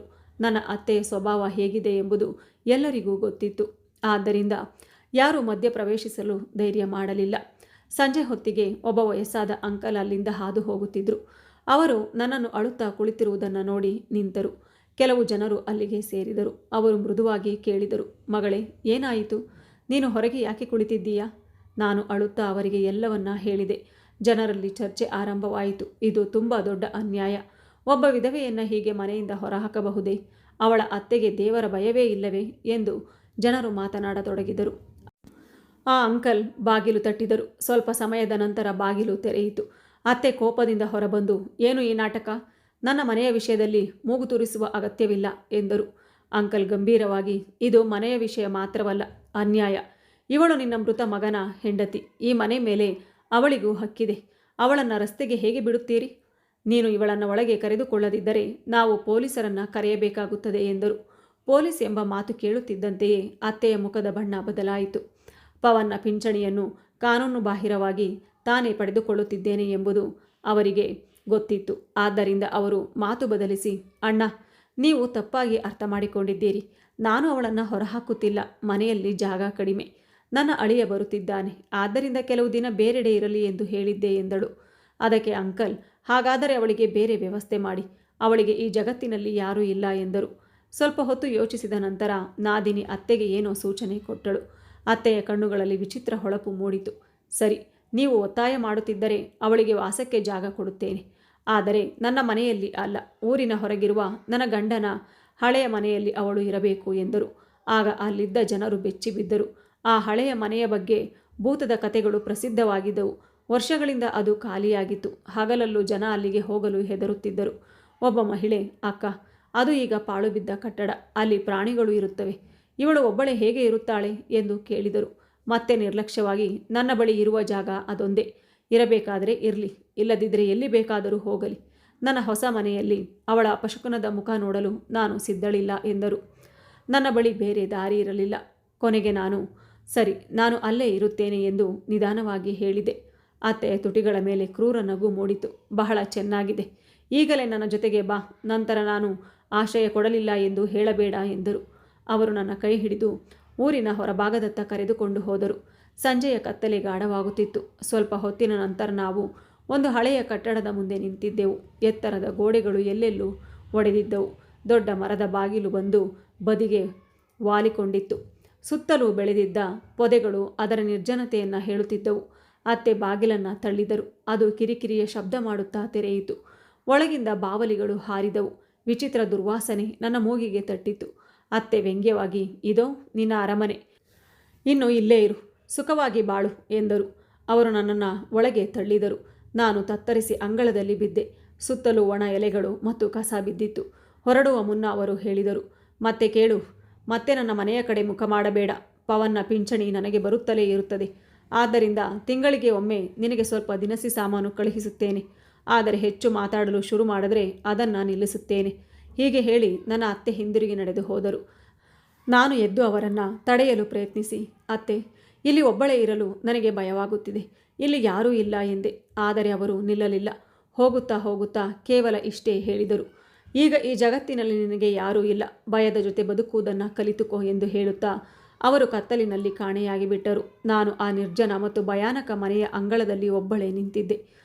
ಗಾಳಿಯಿಂದ ಬಾಗಿಲುಗಳು ಗದ್ದಲ ಮಾಡುತ್ತಿದ್ದವು. ಗೋಡೆಗಳೊಳಗಿಂದ ಯಾರೋ ನನ್ನನ್ನು ನೋಡುತ್ತಿರುವಂತೆ ಅನಿಸುತ್ತಿತ್ತು. ರಾತ್ರಿ ಸಂಪೂರ್ಣ ಕತ್ತಲಿನಿಂದ ಆವರಿಸಿತ್ತು. ಆ ಪಾಳು ಬಿದ್ದ ಮನೆಯ ಮೌನ ನನ್ನ ಹೃದಯದ ಬಡಿತವನ್ನು ಇನ್ನಷ್ಟು ಹೆಚ್ಚಿಸುತ್ತಿತ್ತು. ಎಲ್ಲೆಡೆ ಎತ್ತರದ ಗೋಡೆಗಳು ಇದ್ದವು. ಅವು ಅನೇಕ ಕಡೆಗಳಲ್ಲಿ ಒಡೆದಿದ್ದವು. ಆ ಬಿರುಕುಗಳ ಮೂಲಕ ಕಪ್ಪು ಆಕಾಶ ಕಾಣಿಸುತ್ತಿತ್ತು. ಗಾಳಿ ಆ ಬಿರುಕುಗಳ ಮೂಲಕ ಹಾದು ಹೋಗುವಾಗ ಯಾರೋ ಅಳುತ್ತಿರುವಂತೆ ವಿಚಿತ್ರ ಶಬ್ದಗಳು ಕೇಳಿಸುತ್ತಿದ್ದವು. ನಾನು ಭಯದಿಂದ ಒಂದು ಹಳೆಯ ಗೋಡೆಯನ್ನು ಆಧರಿಸಿ ನೆಲದ ಮೇಲೆ ಕುಳಿತುಕೊಂಡೆ. ಬಾಲ್ಯದಲ್ಲಿ ತಂದೆ ಹೇಳುತ್ತಿದ್ದ ಕಥೆಗಳು ನೆನಪಾದವು. ಇಂತಹ ನಿರ್ಜನ ಮನೆಗಳಲ್ಲಿ ಭೂತ ಪ್ರೇತಗಳಿರುತ್ತವೆ ಎಂದು ಅವರು ಹೇಳುತ್ತಿದ್ದರು. ಆದರೆ ತಕ್ಷಣವೇ ನನ್ನ ಅತ್ತೆಯ ಮುಖ ನೆನಪಾಯಿತು. ಆಗ ನನಗೆ ಅನಿಸಿತು, ಮನುಷ್ಯರ ಕ್ರೌರ್ಯವೇ ಭೂತ ಪ್ರೇತಗಳ ಭಯಕ್ಕಿಂತಲೂ ಭಯಾನಕ ಎಂದು. ನಾನು ಮೊಣಕಾಲಿನ ಮೇಲೆ ತಲೆಯಿಟ್ಟು ಅಳತೊಡಗಿದೆ. ಪವನ್, ನೀವು ಎಲ್ಲಿಗೆ ಹೋಗಿಬಿಟ್ರಿ? ನಿಮ್ಮ ಪವಿತ್ರಾಗೆ ಏನಾಗುತ್ತಿದೆ ನೋಡಿ. ನೀವು ಯಾವಾಗಲೂ ನಾನು ನಿಮ್ಮ ಜವಾಬ್ದಾರಿ ಎಂದು ಹೇಳುತ್ತಿದ್ರಿ. ಈಗ ನನ್ನನ್ನು ಈ ಸ್ಥಿತಿಯಲ್ಲಿ ಬಿಟ್ಟು ಹೋಗಿದ್ದೀರಿ. ನನ್ನ ಧ್ವನಿ ಆ ನಿರ್ಜನ ಮನೆಯಲ್ಲಿ ಪ್ರತಿಧ್ವನಿಸಿ ಮತ್ತೆ ನನ್ನ ಬಳಿಗೆ ಮರಳಿತು. ಕೇಳುವವರು ಯಾರೂ ಇರಲಿಲ್ಲ. ಆ ರಾತ್ರಿ ಭಯ ಮತ್ತು ಜಾಗರಣೆಯಲ್ಲೇ ಕಳೆಯಿತು. ಒಮ್ಮೆ ನಾಯಿಯ ಕೂಗು ಕೇಳಿದರೂ ನನ್ನ ಹೃದಯ ಬಾಯಿಗೆ ಬಂದಂತಾಗುತ್ತಿತ್ತು. ರಾತ್ರಿ ಇಡೀ ದೇವರನ್ನು ನೆನಪಿಸಿಕೊಳ್ಳುತ್ತಾ ಇದ್ದೆ. ಬೆಳಗ್ಗೆ ಸೂರ್ಯೋದಯವಾದಾಗ ಅದರ ಬೆಳಕು ನನ್ನ ಭಯವನ್ನು ಸ್ವಲ್ಪ ಕಡಿಮೆ ಮಾಡಿತು. ಆದರೆ ಹೊಸ ಸಮಸ್ಯೆಯೊಂದು ಎದುರಿಗೆ ನಿಂತಿತ್ತು. ನಾನು ಭಾರಿ ಹಸಿವಿನಿಂದ ಬಳಲುತ್ತಿದ್ದೆ. ನಿನ್ನೆ ಮಧ್ಯಾಹ್ನದಿಂದ ನಾನು ಏನನ್ನೂ ತಿಂದಿರಲಿಲ್ಲ. ನಾನು ಈ ಮನೆಯನ್ನು ಸುತ್ತಲೂ ಪರಿಶೀಲಿಸಿದೆ. ಅದು ನಿಜವಾಗಿಯೂ ಬಹಳ ಹಳೆಯ ಮನೆಯಾಗಿತ್ತು. ಈ ಮನೆ ಒಮ್ಮೆ ಬಹಳ ಶ್ರೀಮಂತ ವ್ಯಕ್ತಿಯದ್ದಾಗಿತ್ತು ಎಂದು ಕೇಳಿದ್ದೆ. ನನ್ನ ಮಾವ ಈ ಮನೆಯನ್ನು ಖರೀದಿಸಿದ್ದರು. ಆದರೆ ನನ್ನ ಅತ್ತೆ ಮತ್ತು ಅವರ ಕುಟುಂಬ ಎಂದಿಗೂ ಇಲ್ಲಿ ವಾಸಿಸಿರಲಿಲ್ಲ. ಏಕೆಂದರೆ ಊರಿನ ಜನರು ಈ ಮನೆಯಿಂದ ವಿಚಿತ್ರ ಶಬ್ದಗಳು ಬರುತ್ತವೆ, ಇಲ್ಲಿ ಆತ್ಮದ ನೆರಳು ಇದೆ ಎಂದು ಹೇಳುತ್ತಿದ್ದರು. ಅದಕ್ಕಾಗಿ ಅತ್ತೆ ಇಲ್ಲಿ ವಾಸಿಸಲು ಎಂದಿಗೂ ಒಪ್ಪಿರಲಿಲ್ಲ. ಬದಲಿಗೆ ಅವರು ನಗರದಲ್ಲಿ ಚಿಕ್ಕ ಮನೆ ಕಟ್ಟಿಕೊಂಡು ಅಲ್ಲಿ ವಾಸಿಸುತ್ತಿದ್ದರು. ಈ ಮನೆ ವರ್ಷಗಳಿಂದ ಬೀಗ ಹಾಕಲ್ಪಟ್ಟಿತ್ತು. ನನ್ನ ಮಾವ ಇದನ್ನು ಮಾರಲು ಹಲವಾರು ಬಾರಿ ಪ್ರಯತ್ನಿಸಿದ್ದರು. ಆದರೆ ಯಾರೂ ಈ ಮನೆಯನ್ನು ಖರೀದಿಸಲು ಮುಂದೆ ಬರಲಿಲ್ಲ. ಕೊಠಡಿಗಳೆಲ್ಲ ಧೂಳಿನಿಂದ ತುಂಬಿದ್ದವು. ಮೇಲ್ಛಾವಣಿಗಳಲ್ಲಿ ಜೇಡರ ಜಾಲಗಳು ತೂಗುತ್ತಿದ್ದವು. ಒಂದು ಕೊಠಡಿಯಲ್ಲಿ ಒಡೆದ ಹಾಸಿಗೆ ಮತ್ತು ಹಳೆಯ ಮರದ ಮೇಜು ಕಾಣಿಸಿತು. ಮೇಜಿನ ಮೇಲೆ ಧೂಳು ತುಂಬಿತ್ತು. ಒಂದು ಮೂಲೆಯಲ್ಲಿ ಮಣ್ಣಿನ ಪಾತ್ರೆಗಳು ಮತ್ತು ಹಳೆಯ ಗೃಹೋಪಯೋಗಿ ವಸ್ತುಗಳು ಬಿದ್ದಿದ್ದವು. ಬಹುಶಃ ವರ್ಷಗಳ ಹಿಂದೆ ಇಲ್ಲಿ ವಾಸಿಸಿದ್ದವರ ಸಾಮಾನುಗಳು ಇರಬಹುದು. ನಂತರ ನಾನು ಯೋಚಿಸಿದೆ, ಕೈಕಟ್ಟಿ ಕುಳಿತರೆ ಏನೂ ಆಗುವುದಿಲ್ಲ. ಬದುಕಬೇಕಾದರೆ ಹೊಟ್ಟೆಯ ಹಸಿವು ನೀಗಿಸಬೇಕು. ಅತ್ತೆ ತಿಂಗಳಿಗೆ ದಿನಸಿ ಕಳುಹಿಸುತ್ತೇನೆ ಎಂದು ಹೇಳಿದ್ದರು. ಆದರೆ ಅವರ ಮಾತನ್ನು ನಂಬುವುದು ಮೂರ್ಖತನ ಎಂದು ನನಗೆ ಗೊತ್ತಿತ್ತು. ನಾನೇ ಏನಾದರೂ ಮಾಡಬೇಕಿತ್ತು. ದುಪ್ಪಟ್ಟವನ್ನು ಸರಿಪಡಿಸಿಕೊಂಡು ಧೈರ್ಯ ಮಾಡಿ ಮನೆಯಿಂದ ಹೊರಬಂದೆ. ಊರಿನ ಬೀದಿಗಳು ಈಗಾಗಲೇ ಎಚ್ಚರಗೊಂಡಿದ್ದವು. ನಾನು ಹಾದು ಹೋಗುವಾಗ ಜನರು ನನ್ನತ್ತ ತಿರುಗಿ ನೋಡುತ್ತಾ ಗುಸುಗುಸು ಮಾತಾಡುತ್ತಿದ್ದರು. ಅವಳೇ ಅಲ್ವಾ ಆ ಭೂತದ ಮನೆಯಲ್ಲಿ ವಾಸಿಸುತ್ತಿರುವಳು. ಅವಳ ಅತ್ತೆ ಅವಳನ್ನು ಮನೆಯಿಂದ ಹೊರಹಾಕಿದಳಂತೆ. ಅವಳು ಅಪಶಕುನ. ತನ್ನ ಗಂಡನನ್ನೇ ನುಂಗಿಕೊಂಡಳು. ಅವಳಿಗೆ ಆ ಪಾಳು ಮನೆಯೇ ಸರಿಯಾದ ಜಾಗ ಎಂದರು. ನಾನು ಅವರ ಮಾತುಗಳನ್ನು ಕೇಳದಂತೆ ನಡೆದೆ. ಒಂದು ದೊಡ್ಡ ಮನೆಯ ಬಾಗಿಲಿನ ಬಳಿ ಹೋಗಿ ತಟ್ಟಿದೆ. ಒಬ್ಬ ವಯಸ್ಸಾದ ಕೆಲಸದಾಕೆ ಹೊರಬಂದು, ಏನು ಬೇಕು, ಏನಾದರೂ ಕೇಳಲು ಬಂದಿದ್ದೀಯಾ ಎಂದು ಕೇಳಿದಳು. ನಾನು ಭಿಕ್ಷೆ ಕೇಳಲು ಬಂದಿಲ್ಲ. ನನಗೆ ಕೆಲಸ ಬೇಕು. ಮನೆ ಸ್ವಚ್ಛಗೊಳಿಸುವುದು, ಪಾತ್ರೆ ತೊಳೆಯುವುದು, ಬಟ್ಟೆ ಒಗೆಯುವುದು ಎಲ್ಲ ಕೆಲಸ ಮಾಡುತ್ತೇನೆ ಎಂದೆ. ಅವಳು ನನ್ನನ್ನು ತಲೆಯಿಂದ ಕಾಲಿನವರೆಗೆ ನೋಡಿ ಒಳಗೆ ಕೂಗಿದಳು. ಅಮ್ಮ, ಒಬ್ಬ ಹುಡುಗಿ ಕೆಲಸ ಕೇಳುತ್ತಿದ್ದಾಳೆ ಎಂದಾಗ ಒಳಗಿನಿಂದ ದಪ್ಪಗಿರುವ ಒಬ್ಬ ಮಹಿಳೆ ಹೊರಬಂದಳು. ಅವಳ ಕುತ್ತಿಗೆಯಲ್ಲಿ ಚಿನ್ನದ ಸರ, ಕೈಗಳಲ್ಲಿ ಉಂಗುರಗಳು ಹೊಳೆಯುತ್ತಿದ್ದವು. ಅವಳು ಕೇಳಿದಳು, ನೀನು ಯಾರು? ಯಾರ ಮಗಳು? ನಾನು ತಲೆ ತಗ್ಗಿಸಿ, ನನ್ನ ಹೆಸರು ಪವಿತ್ರ. ನಾನು ಪವನ್ ಅವರ ಹೆಂಡತಿ. ಅವರು ಅಪಘಾತದಲ್ಲಿ ಎಂದು ಹೇಳಲು ಶುರು ಮಾಡುವಷ್ಟರಲ್ಲಿ ಅವಳ ಮುಖದ ಭಾವನೆ ಬದಲಾಗಿತ್ತು. ಓಹ್, ನೀನೇನಾ ಅದು? ಬೆಳಗ್ಗೆ ನಿನ್ನ ಮುಖ ನೋಡಿದ್ದೇನೆ. ಇವತ್ತು ದಿನ ಹೇಗೆ ಕಳೆಯುತ್ತದೋ ಗೊತ್ತಿಲ್ಲ. ನಿನ್ನ ಕತೆಗಳನ್ನೆಲ್ಲ ಕೇಳಿದ್ದೇವೆ. ನಿನಗೆ ಆಶ್ರಯ ಕೊಟ್ಟ ಗಂಡನಿಗೆ ನಿನ್ನಿಂದ ಅಪಶಕುನ ಆಯಿತಂತೆ. ನನ್ನ ಮನೆಯಲ್ಲಿ ಚಿಕ್ಕ ಮಕ್ಕಳು ಇದ್ದಾರೆ. ನಿನ್ನ ದುರಾದೃಷ್ಟವನ್ನು ನಾನು ನನ್ನ ಮನೆಗೆ ತರಲು ಸಾಧ್ಯವಿಲ್ಲ. ಎಲ್ಲಿಂದ ಹೋಗು ಎಂದು ಹೇಳಿ ಕೆಲಸದಾಕೆಗೆ ಸೂಚನೆ ನೀಡಿ ಬಾಗಿಲನ್ನು ನನ್ನ ಮುಖದ ಮುಂದೆ ಮುಚ್ಚಿಬಿಟ್ಟಳು. ನಾನು ಬೆರಗಾಗಿದ್ದೆ. ಗಂಡನ ಸಾವಿನ ದುಃಖವೇ ಸಾಕಾಗಲಿಲ್ಲವೇ? ಈಗ ಜನರು ನನ್ನನ್ನು ಅಪರಾಧಿಯಂತೆ, ಅಪಶಕುನದವಳಂತೆ ನೋಡುತ್ತಿದ್ದರು. ಆದರೂ ನಾನು ಧೈರ್ಯ ಕಳೆದುಕೊಳ್ಳಲಿಲ್ಲ. ಇನ್ನೊಂದು ಮನೆಗೆ ಹೋದೆ. ಅಲ್ಲಿಯೂ ಅದೇ ಉತ್ತರ. ಮೂರನೇ ಮನೆಯಿಂದಲೂ ಅವಮಾನವೇ ಸಿಕ್ಕಿತು. ಸೂರ್ಯ ಮಧ್ಯಾಕಾಶಕ್ಕೆ ಬಂದಿದ್ದ. ಹಸಿವು ಮತ್ತು ದಾಹದಿಂದ ನನ್ನ ಸ್ಥಿತಿ ಹದಗೆಟ್ಟಿತ್ತು. ನಾನು ರಸ್ತೆಯಲ್ಲೇ ಬೀಳುವಂತಾಗಿತ್ತು. ಇಡೀ ಊರೇ ನನ್ನ ವಿರುದ್ಧ ನಿಂತಂತಿತ್ತು. ಯಾರೂ ಕೆಲಸ ಕೊಡಲು ಸಿದ್ಧರಿರಲಿಲ್ಲ. ದಣಿದು ಒಂದು ಗೋಡೆಯ ಬಳಿ ಕುಳಿತುಕೊಂಡೆ. ಕಣ್ಣೀರು ನನ್ನ ಕೆನ್ನೆಗಳ ಮೇಲೆ ಹರಿಯುತ್ತಿತ್ತು. ನಾನು ದೇವರನ್ನ ಕೇಳಿದೆ, ಇದು ಯಾವ ಪರೀಕ್ಷೆ? ಗೌರವದಿಂದ ದುಡಿದು ತಿನ್ನುವುದು ಈಗ ಅಪರಾಧವೇ? ನಾನು ಕಳ್ಳತನ ಮಾಡಬೇಕಾ? ಭಿಕ್ಷೆ ಬೇಡಬೇಕಾ? ಅಷ್ಟರಲ್ಲಿ ಎದುರಿನ ಮನೆಯ ಬಾಗಿಲು ತೆರೆಯಿತು. ಒಬ್ಬ ಮಹಿಳೆ ಹೊರಬಂದಳು. ಅವಳ ಮುಖದಲ್ಲಿ ಕಠಿಣತೆ ಇತ್ತು. ಆದರೆ ಇತರರಲ್ಲಿ ದ್ವೇಷ ಅವಳ ಕಣ್ಣಲ್ಲಿ ಇರಲಿಲ್ಲ. ಅವಳು ನನ್ನ ಬಳಿ ಬಂದು ಕೇಳಿದಳು, ನೀನು ಕೆಲಸ ಹುಡುಕುತ್ತಿದ್ದೀಯಾ? ಹಲವಾರು ಮನೆಗಳಿಂದ ಖಾಲಿ ಕೈಯಲ್ಲಿ ಹಿಂತಿರುಗುವುದನ್ನು ನಾನು ನೋಡಿದ್ದೇನೆ. ನಾನು ತಕ್ಷಣ ಕಣ್ಣೀರು ಒರೆಸಿಕೊಂಡು ಎದ್ದೆ. ಹೌದು ಅಕ್ಕ, ನನಗೆ ಕೆಲಸ ತುಂಬ ಅವಶ್ಯಕತೆ ಇದೆ. ನಾನು ಬಹಳ ಶ್ರಮಪಟ್ಟು ಕೆಲಸ ಮಾಡುತ್ತೇನೆ. ನೀವು ಏನು ಹೇಳಿದರೂ ಮಾಡುತ್ತೇನೆ ಎಂದಾಗ ಅವಳು ತನ್ನ ಹೆಸರು ಶಿಲ್ಪಾ ಎಂದು ಪರಿಚಯಿಸಿಕೊಂಡಳು. ಅವಳು ಊರಿನ ಹೊಲಿಗೆ ಕೆಲಸ ಮಾಡುವ ಮಹಿಳೆಯಾಗಿದ್ದಳು. ಒಬ್ಬಳೇ ವಾಸಿಸುತ್ತಿದ್ದಳು. ಅವಳು ಹೇಳಿದಳು, ನೋಡು ಮಗಳೇ, ನಾನು ಶ್ರೀಮಂತಳಲ್ಲ. ನನ್ನ ಮನೆಯು ಚಿಕ್ಕದಾಗಿದೆ. ನನಗೆ ಮನೆ ಸ್ವಚ್ಛಗೊಳಿಸಲು ಮತ್ತು ಬಟ್ಟೆ ಒಗೆಯಲು ಸಹಾಯ ಬೇಕು. ನನ್ನ ಬೆನ್ನು ನೋವು ಹೆಚ್ಚಾಗಿದೆ. ಆದರೆ ನಾನು ಹೆಚ್ಚು ಹಣ ಕೊಡಲು ಸಾಧ್ಯವಿಲ್ಲ ಎಂದರು. ನಾನು ತಕ್ಷಣ ಹೇಳಿದೆ, ಅಕ್ಕ, ನನಗೆ ಹಣದ ಅಗತ್ಯವಿಲ್ಲ. 2 ಹೊತ್ತು ಊಟ ಸಿಕ್ಕರೆ ಸಾಕು. ಅದರ ಜೊತೆಗೆ ಸ್ವಲ್ಪ ಏನಾದರೂ ಕೊಟ್ಟರೆ ಅದನ್ನು ಉಳಿಸಿಕೊಳ್ಳುತ್ತೇನೆ. ನನ್ನ ಅಸಹಾಯಕತೆಯನ್ನು ನೋಡಿ ಶಿಲ್ಪಾ ಅಕ್ಕ ಸ್ವಲ್ಪ ಯೋಚಿಸಿ ತಲೆ ಆಡಿಸಿದಳು. ಸರಿ, ಆದರೆ ಕೆಲಸದಲ್ಲಿ ನಿರ್ಲಕ್ಷ್ಯ ಇರಬಾರ್ದು. ಬೆಳಗ್ಗೆ ಸೂರ್ಯೋದಯವಾಗುವಷ್ಟರಲ್ಲಿ ಬರಬೇಕು. ಸಂಜೆವರೆಗೂ ಕೆಲಸ ಮಾಡಬೇಕು. ಒಂದು ದಿನವೂ ರಜೆ ತೆಗೆದುಕೊಂಡ್ರೆ ಕೆಲಸ ಕಳೆದುಕೊಳ್ಳುತ್ತೀಯಾ ಎಂದರು. ಅವಳ ಮಾತು ನನಗೆ ಮುಳುಗುತ್ತಿರುವವನಿಗೆ ಸಿಕ್ಕ ಹುಲ್ಲಿನ ಕಡ್ಡಿಯಂತಿತ್ತು. ನಾನು ತಕ್ಷಣ ಒಪ್ಪಿಕೊಂಡು ಹೇಳಿದೆ, ನಾನು ನಾಳೆ ಬೆಳಗ್ಗೆಯೇ ಬರುತ್ತೇನೆ. ದೇವರು ನಿಮಗೆ ಒಳ್ಳೆಯದು ಮಾಡಲಿ ಎಂದು ಹೇಳುತ್ತಾ ನಾನು ಮತ್ತೆ ಆ ನಿರ್ಜನ ಪಾಳು ಮನೆಯ ಕಡೆಗೆ ಹಿಂತಿರುಗಿದೆ. ಇನ್ನೂ ನನ್ನ ಹೊಟ್ಟೆ ಖಾಲಿಯಾಗಿತ್ತು. ಆದರೆ ಮನಸ್ಸಿನಲ್ಲಿ ಆಶೆಯ ಒಂದು ಕಿರಣ ಮೂಡಿತ್ತು. ದಾರಿಯಲ್ಲಿ ಒಂದು ನೀರಿನ ಕೊಳವೆ ಕಾಣಿಸಿತು.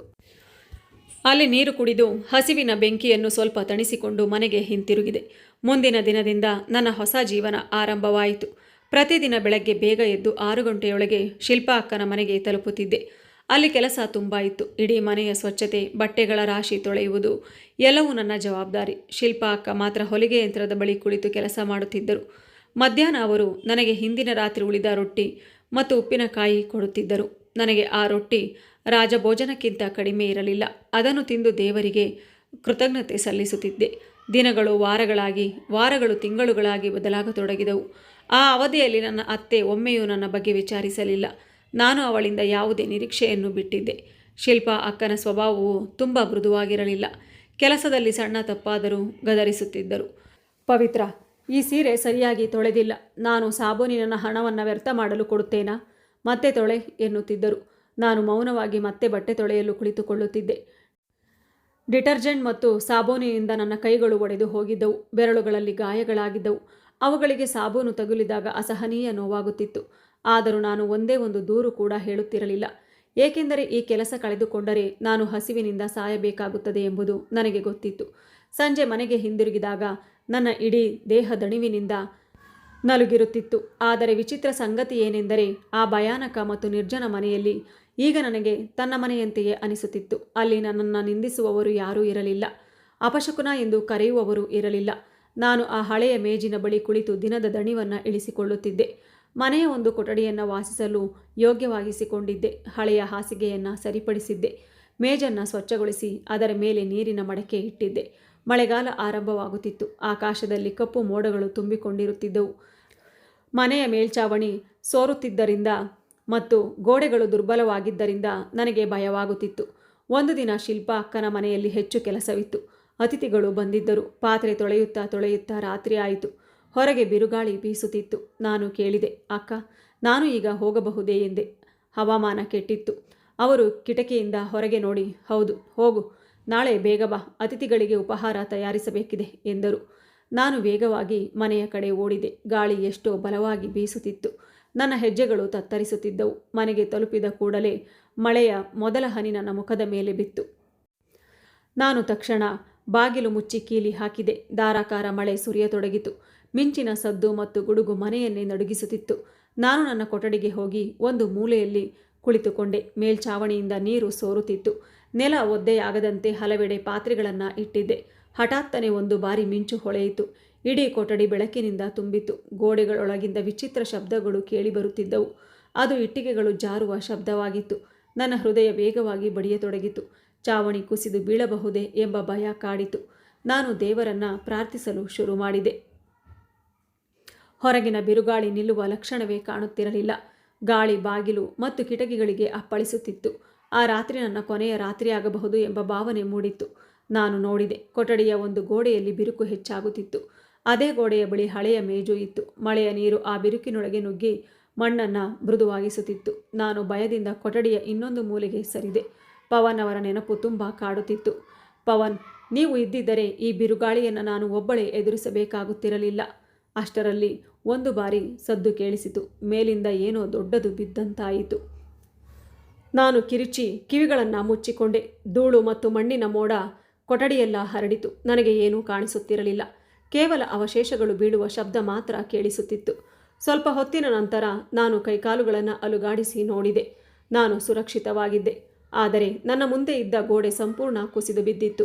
ಅವಶೇಷಗಳ ದೊಡ್ಡ ರಾಶಿ ಅಲ್ಲಿತ್ತು. ಮಳೆಯ ನೀರು ಈಗ ನೇರವಾಗಿ ಒಳಗೆ ಬರುತ್ತಿತ್ತು. ಆ ರಾತ್ರಿ ಪೂರ್ತಿ ನಾನು ಒಂದು ಮೂಲೆಯಲ್ಲಿ ಕುಳಿತು ನಡುಗುತ್ತಲೇ ಇದ್ದೆ. ನಿದ್ರೆ ಎಂಬ ಪ್ರಶ್ನೆಯೇ ಇರಲಿಲ್ಲ. ಬೆಳಿಗ್ಗೆ ಯಾವಾಗ ಆಗುತ್ತದೆಯೋ ಎಂದು ಕಾಯುತ್ತಿದ್ದೆ. ಬೆಳಗಿನ ಮೊದಲ ಕಿರಣದೊಂದಿಗೆ ಮಳೆ ನಿಂತಿತು. ನಾನು ಧೈರ್ಯ ಮಾಡಿ ಕುಸಿದು ಬಿದ್ದ ಗೋಡೆಯ ಬಳಿಗೆ ಹೋದೆ. ಅಲ್ಲಿ ಇಟ್ಟಿಗೆಗಳು ಮತ್ತು ಮಣ್ಣಿನ ದೊಡ್ಡ ರಾಶಿಯೇ ಇತ್ತು. ಅದನ್ನೆಲ್ಲ ತೆಗೆಯಬೇಕಾಗಿತ್ತು. ನಾನು ದುಪ್ಪಟ್ಟವನ್ನು ಸೊಂಟಕ್ಕೆ ಕಟ್ಟಿಕೊಂಡು ಕೆಲಸವನ್ನು ಆರಂಭಿಸಿದೆ. ಮಳೆಯ ಕಾರಣದಿಂದ ಮಣ್ಣು ತುಂಬ ಭಾರವಾಗಿತ್ತು. ಒಂದೊಂದೇ ಇಟ್ಟಿಗೆಯನ್ನು ಎತ್ತು ಪಕ್ಕಕ್ಕೆ ಇಡುತ್ತಿದ್ದೆ. ಆಗ ನನ್ನ ಕೈಗೆ ಒಂದು ಗಟ್ಟಿಯಾದ ವಸ್ತು ತಗುಲಿತು. ಅದು ಇಟ್ಟಿಗೆ ಆಗಿರಲಿಲ್ಲ. ನಾನು ಮಣ್ಣನ್ನು ತೆಗೆದಾಗ ಒಂದು ಚಿಕ್ಕ ಮಣ್ಣಿನ ಮಡಕೆ ಕಾಣಿಸಿತು. ಅದರ ಬಾಯಿಯನ್ನು ಮಣ್ಣಿನಿಂದ ಮುಚ್ಚಲಾಗಿತ್ತು. ನನ್ನ ಹೃದಯ ಕ್ಷಣ ಕಾಲ ನಿಂತಂತಾಯಿತು. ಈ ಮನೆ ಒಂದು ಕಾಲದಲ್ಲಿ ಬಹಳ ಶ್ರೀಮಂತ ವ್ಯಕ್ತಿಯದ್ದಾಗಿತ್ತು ಎಂಬುದು ನೆನಪಾಯಿತು. ಪವನ್ ಹೇಳಿದ್ದ ಕತೆಗಳು ಮನಸ್ಸಿನಲ್ಲಿ ಮೂಡಿದವು. ಅವರು ಹೇಳಿದ್ದರಂತೆ ಈ ಮನೆಯಲ್ಲಿ ವಾಸಿಸುತ್ತಿದ್ದವರು ಅಸಾಮಾನ್ಯ ಶ್ರೀಮಂತರು. ಒಮ್ಮೆ ದರೋಡೆಕೋರರು ಬಂದು ಈ ಮನೆಯಿಂದ ಹಣ ಮತ್ತು ಆಭರಣಗಳನ್ನು ದೋಚಿ ಇಡೀ ಕುಟುಂಬವನ್ನೇ ಕೊಂದಿದ್ದರು. ಆ ದರೋಡೆಕೋರರು ಯಾರು ಎಂಬುದು ಇಂದಿಗೂ ಗೊತ್ತಾಗಿರಲಿಲ್ಲ. ಜನರು ಆ ಕುಟುಂಬದ ಆತ್ಮಗಳು ಇನ್ನೂ ಈ ಮನೆಯಲ್ಲಿ ಅಲೆದಾಡುತ್ತಿವೆ ಎಂದು ಹೇಳುತ್ತಿದ್ದರು. ಆದರೆ ಇಲ್ಲಿ ವಾಸಿಸಲು ಬಂದ ನಂತರ ನನಗೆ ಅಂತಹದ್ದೇನೂ ಅನುಭವವಾಗಿರಲಿಲ್ಲ. ನಾನು ಈಗಾಗಲೇ ಮನುಷ್ಯರಿಂದಲೇ ತುಂಬ ನೋವು ಅನುಭವಿಸಿದ್ದೆ. ಇನ್ನೇನು ಆತ್ಮಗಳು ನನ್ನನ್ನು ಭಯಪಡಿಸಬಲ್ಲವು ನನಗೆ ಅನಿಸಿತು. ಬಹುಶಃ ಅವರು ತಮ್ಮ ಸಂಪತ್ತಿನ ಒಂದು ಭಾಗವನ್ನು ಅಡಗಿಸಿಟ್ಟಿರಬಹುದು.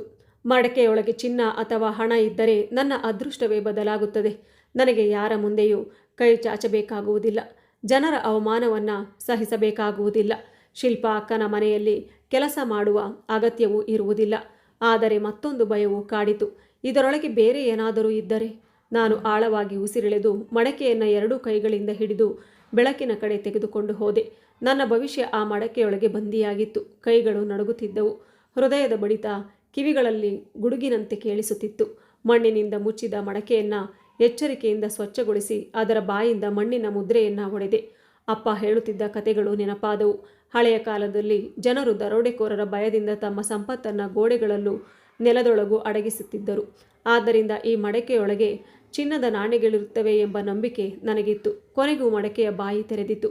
ನಾನು ಕಣ್ಣು ಮುಚ್ಚಿ ಪ್ರಾರ್ಥಿಸಿ ನಿಧಾನವಾಗಿ ಕೈಯನ್ನು ಒಳಗೆ ಹಾಕಿದೆ. ಆದರೆ ಲೋಹದ ಸ್ಪರ್ಶದ ಬದಲು ಒಣ ಮತ್ತು ಒರಟಾದ ವಸ್ತು ತಗುಲಿತು. ನಾನು ತಕ್ಷಣ ಕೈ ಹೊರತೆಗೆದು ಮಡಕೆಯನ್ನು ತಲೆ ಕೆಳಗಾಗಿಸಿ ನೋಡಿದಾಗ ನನ್ನ ಕಣ್ಣುಗಳು ಬೆರಗಾದವು. ಅದರೊಳಗೆ ಚಿನ್ನದ ನಾಣ್ಯಗಳಿರಲಿಲ್ಲ. ಬದಲಿಗೆ ಹಳೆಯ ಒಣಗಿದ ಹುಲ್ಲು ಮಾತ್ರ ಹೊರಬಂತು. ನನ್ನ ಬಾಯಿಂದ ಅನಾಯಾಸವಾಗಿ ಮಾತು ಹೊರಬಿತ್ತು. ಇದು ನನ್ನ ಜೊತೆ ಯಾವ ಥರದ ತಮಾಷೆ?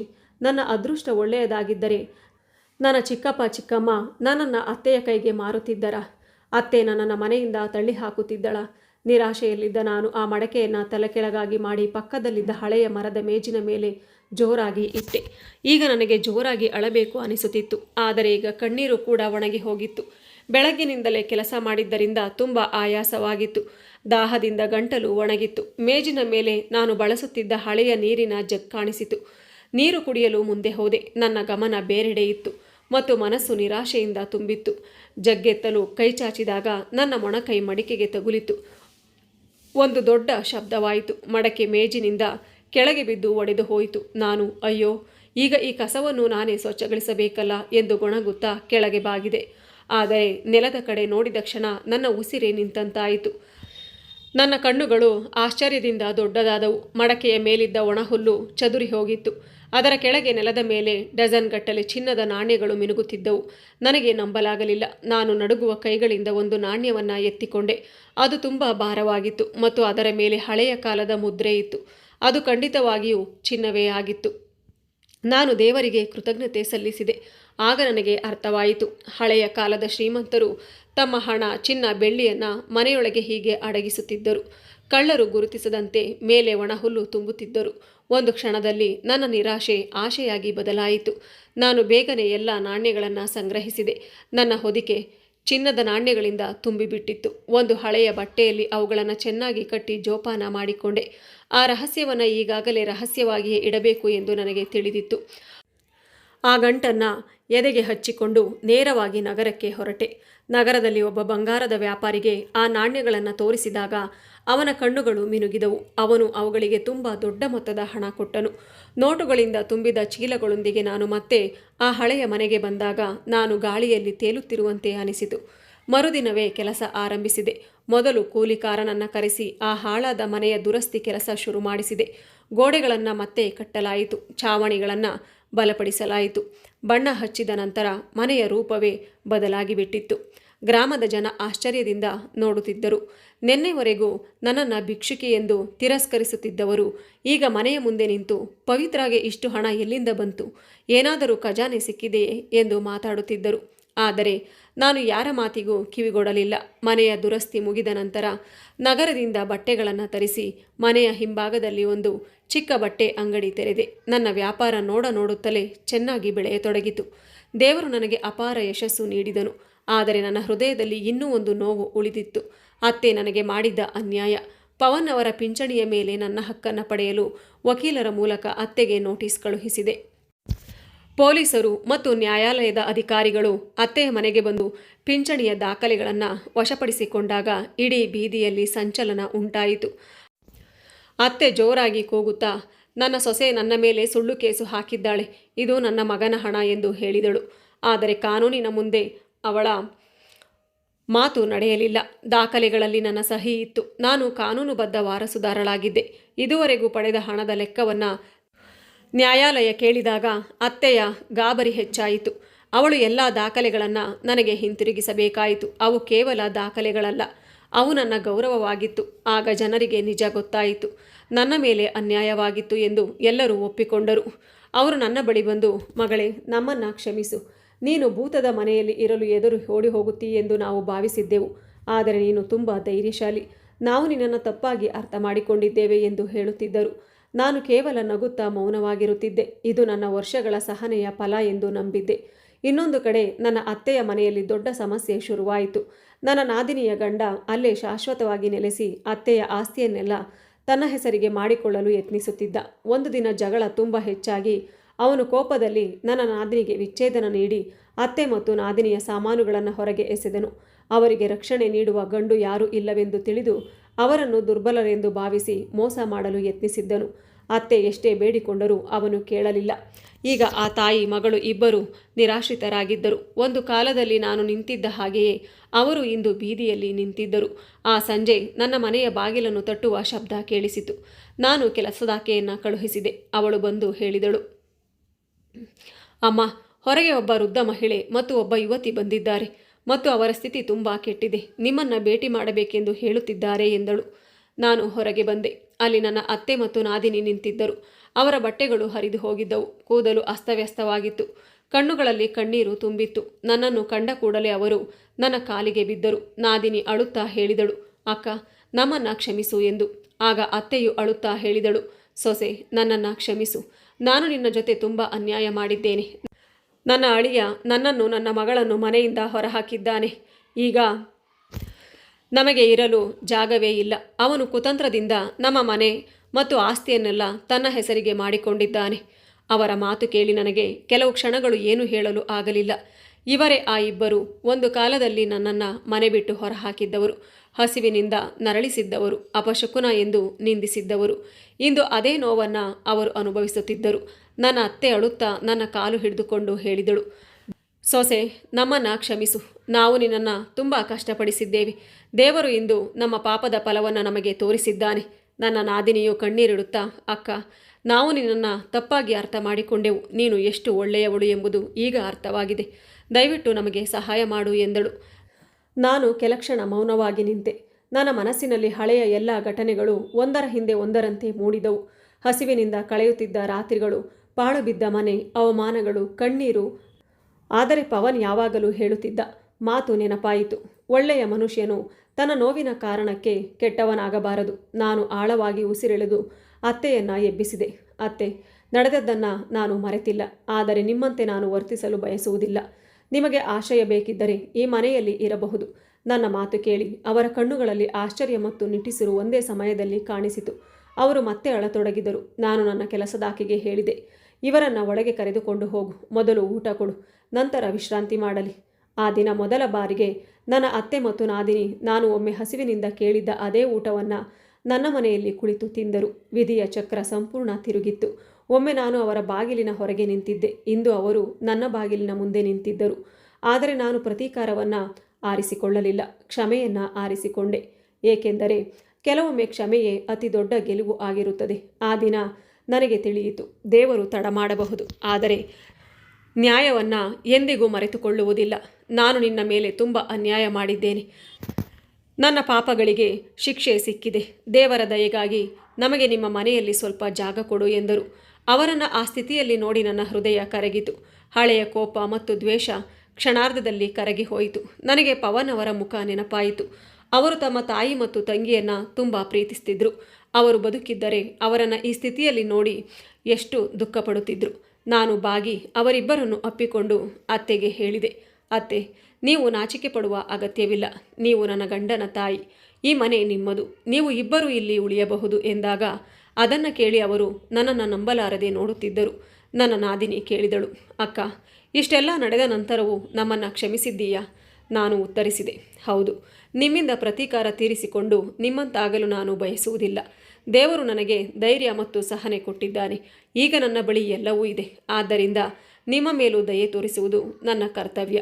ನಾನು ಅವರನ್ನು ಮನೆಯೊಳಗೆ ಕರೆದುಕೊಂಡು ಬಂದೆ. ಸ್ನಾನ ಮಾಡಲು ಹೇಳಿ ಸ್ವಚ್ಛವಾದ ಬಟ್ಟೆಗಳನ್ನು ಕೊಟ್ಟೆ. ಮನೆಯ ಅತ್ಯುತ್ತಮ ಕೊಠಡಿಯನ್ನು ಅವರಿಗೆ ವಾಸಕ್ಕೆ ಕೊಟ್ಟೆ. ತಾಯಿ ಮಗಳು ಇಬ್ಬರು ಹಗಲು ರಾತ್ರಿ ತಮ್ಮ ತಪ್ಪುಗಳಿಗಾಗಿ ಕ್ಷಮೆ ಕೇಳುತ್ತಿದ್ದರು. ಅವರ ಅಹಂಕಾರ ಸಂಪೂರ್ಣವಾಗಿ ಮುರಿದು ಹೋಗಿತ್ತು. ಕಾಲ ಕಳೆಯಿತು. ನಾನು ಮತ್ತೆ ಮದುವೆಯಾಗಲಿಲ್ಲ. ನನ್ನ ಬಳಿ ಹಣ, ಮನೆ, ಗೌರವ ಎಲ್ಲವೂ ಇತ್ತು. ಆದರೆ ಮನಸ್ಸಿನಲ್ಲಿ ಒಂದು ಖಾಲಿತನ ಇತ್ತು. ಆಗ ನಾನು ನನ್ನ ಸಂಪತ್ತನ್ನು ಒಳ್ಳೆಯ ಕಾರ್ಯಕ್ಕಾಗಿ ಬಳಸಬೇಕು ಎಂದು ನಿರ್ಧರಿಸಿದೆ. ಮನೆಯ ಪಕ್ಕದ ಜಮೀನನ್ನು ಖರೀದಿಸಿ ಅಲ್ಲಿ ಒಂದು ಅನಾಥಾಶ್ರಮವನ್ನು ನಿರ್ಮಿಸಿದೆ. ಇಂದು ಆ ಅನಾಥಾಶ್ರಮದಲ್ಲಿ ಅನೇಕ ಅನಾಥ ಮತ್ತು ನಿರ್ಗತಿಕ ಮಕ್ಕಳು ವಾಸಿಸುತ್ತಿದ್ದಾರೆ. ಈ ಜಗತ್ತಿನಲ್ಲಿ ಯಾರೂ ಇಲ್ಲದ ಮಕ್ಕಳಿಗೆ ಅದು ಆಶ್ರಯವಾಗಿದೆ. ನಾನು ಅನುಭವಿಸಿದ ಕಷ್ಟದ ಬಾಲ್ಯವನ್ನು ಆ ಮಕ್ಕಳು ಅನುಭವಿಸಬಾರದು ಎಂಬುದು ನನ್ನ ಆಶಯವಾಗಿತ್ತು. ನಾನು ದಿನವಿಡೀ ಅವರೊಂದಿಗೆ ಕಾಲ ಕಳೆಯುತ್ತೇನೆ. ಅವರ ಶಿಕ್ಷಣ, ಆರೈಕೆ ಮತ್ತು ಭವಿಷ್ಯದ ಬಗ್ಗೆ ಗಮನ ಕೊಡುತ್ತೇನೆ. ಆ ಮಕ್ಕಳು ನನ್ನನ್ನು ಅಮ್ಮ ಎಂದು ಕರೆಯುವಾಗ ನನ್ನ ಜೀವನದ ಉದ್ದೇಶ ಸಾರ್ಥಕವಾಗಿದೆ ಎಂದು ಅನಿಸುತ್ತದೆ. ಈಗ ನನ್ನ ಅತ್ತೆ ತುಂಬ ವಯಸ್ಸಾಗಿದ್ದಾರೆ. ನನ್ನ ನಾದಿನಿಯು ನನ್ನ ಜೊತೆಗೆ ಸಮಾಜ ಸೇವೆಯಲ್ಲಿ ತೊಡಗಿಕೊಂಡಿದ್ದಾಳೆ. ಅತ್ತೆ ಆ ಮಕ್ಕಳೊಂದಿಗೆ ಬಹಳ ಸಂತೋಷವಾಗಿರುತ್ತಾರೆ. ಅವರು ಮಕ್ಕಳಿಗೆ ಆಗಾಗ ಕತೆಗಳನ್ನು ಹೇಳುತ್ತಾರೆ. ನಂತರ ನನ್ನ ಕಡೆ ನೋಡಿ ಹೀಗೆ ಹೇಳುತ್ತಾರೆ, ಮಗಳೇ, ನೀನು ನನಗೆ ಕೇವಲ ಆಶ್ರಯವನ್ನಷ್ಟೇ ಕೊಡಲಿಲ್ಲ, ನನ್ನನ್ನು ಒಳ್ಳೆಯ ಮನುಷ್ಯಳನ್ನಾಗಿ ಮಾಡಿದೆ. ನೀನೇ ಗೆದ್ದೆ. ನನ್ನ ಕ್ರೌರ್ಯ ಸೋತಿತು. ನಾನು ಆಕಾಶದ ಕಡೆ ನೋಡಿ ಮಂದಹಾಸ ಬೀರುತ್ತೇನೆ. ಮೋಡಗಳ ಮಧ್ಯೆ ನನ್ನ ಗಂಡನ ನಗುತ್ತಿರುವ ಮುಖ ಕಾಣಿಸಿದಂತೆ ನನಗೆ ಅನಿಸುತ್ತದೆ. ಅವರು ಎಲ್ಲಿದ್ದರೂ ನನ್ನನ್ನು ನೋಡಿ ಸಂತೋಷ ಪಡುತ್ತಿದ್ದಾರೆ ಎಂಬ ನಂಬಿಕೆ ನನಗಿದೆ. ಜೀವನ ನನಗೆ ಅನೇಕ ಕಠಿಣ ಪಾಠಗಳನ್ನು ಕಲಿಸಿತು. ಆದರೆ ಅತಿ ದೊಡ್ಡ ಪಾಠ ಒಂದೇ, ಸಹನೆಯ ಫಲ ಯಾವಾಗಲೂ ಸಿಹಿಯಾಗಿರುತ್ತದೆ. ದೇವರು ಎಂದಿಗೂ ನಮ್ಮನ್ನು ಒಂಟಿಯಾಗಿ ಬಿಡುವುದಿಲ್ಲ. ಸ್ನೇಹಿತರೆ, ಈ ಕಥೆಯಲ್ಲಿ ಪವಿತ್ರಳ ಜೀವನದ ಬಗ್ಗೆ ನಿಮಗೆ ಏನನ್ನಿಸ್ತು ಅನ್ನೋದನ್ನು ನನಗೆ ಕಮೆಂಟ್ ಮೂಲಕ ತಿಳಿಸಿ. ಈ ಕತೆ ನಿಮಗೆ ಇಷ್ಟವಾಗಿದೆ ಅಂತ ಭಾವಿಸ್ತೀನಿ. ಈ ಕತೆ ನಿಮಗೆ ಇಷ್ಟವಾಗಿದ್ದಲ್ಲಿ ಒಂದು ಲೈಕ್ ಮಾಡಿ, ಶೇರ್ ಮಾಡಿ. ನೀವು ನಮ್ಮ ಚಾನಲನ್ನು ಹೊಸದಾಗಿ ನೋಡ್ತಿದ್ರೆ ಸಬ್ಸ್ಕ್ರೈಬ್ ಮಾಡಿಕೊಳ್ಳಿ. ಧನ್ಯವಾದಗಳು.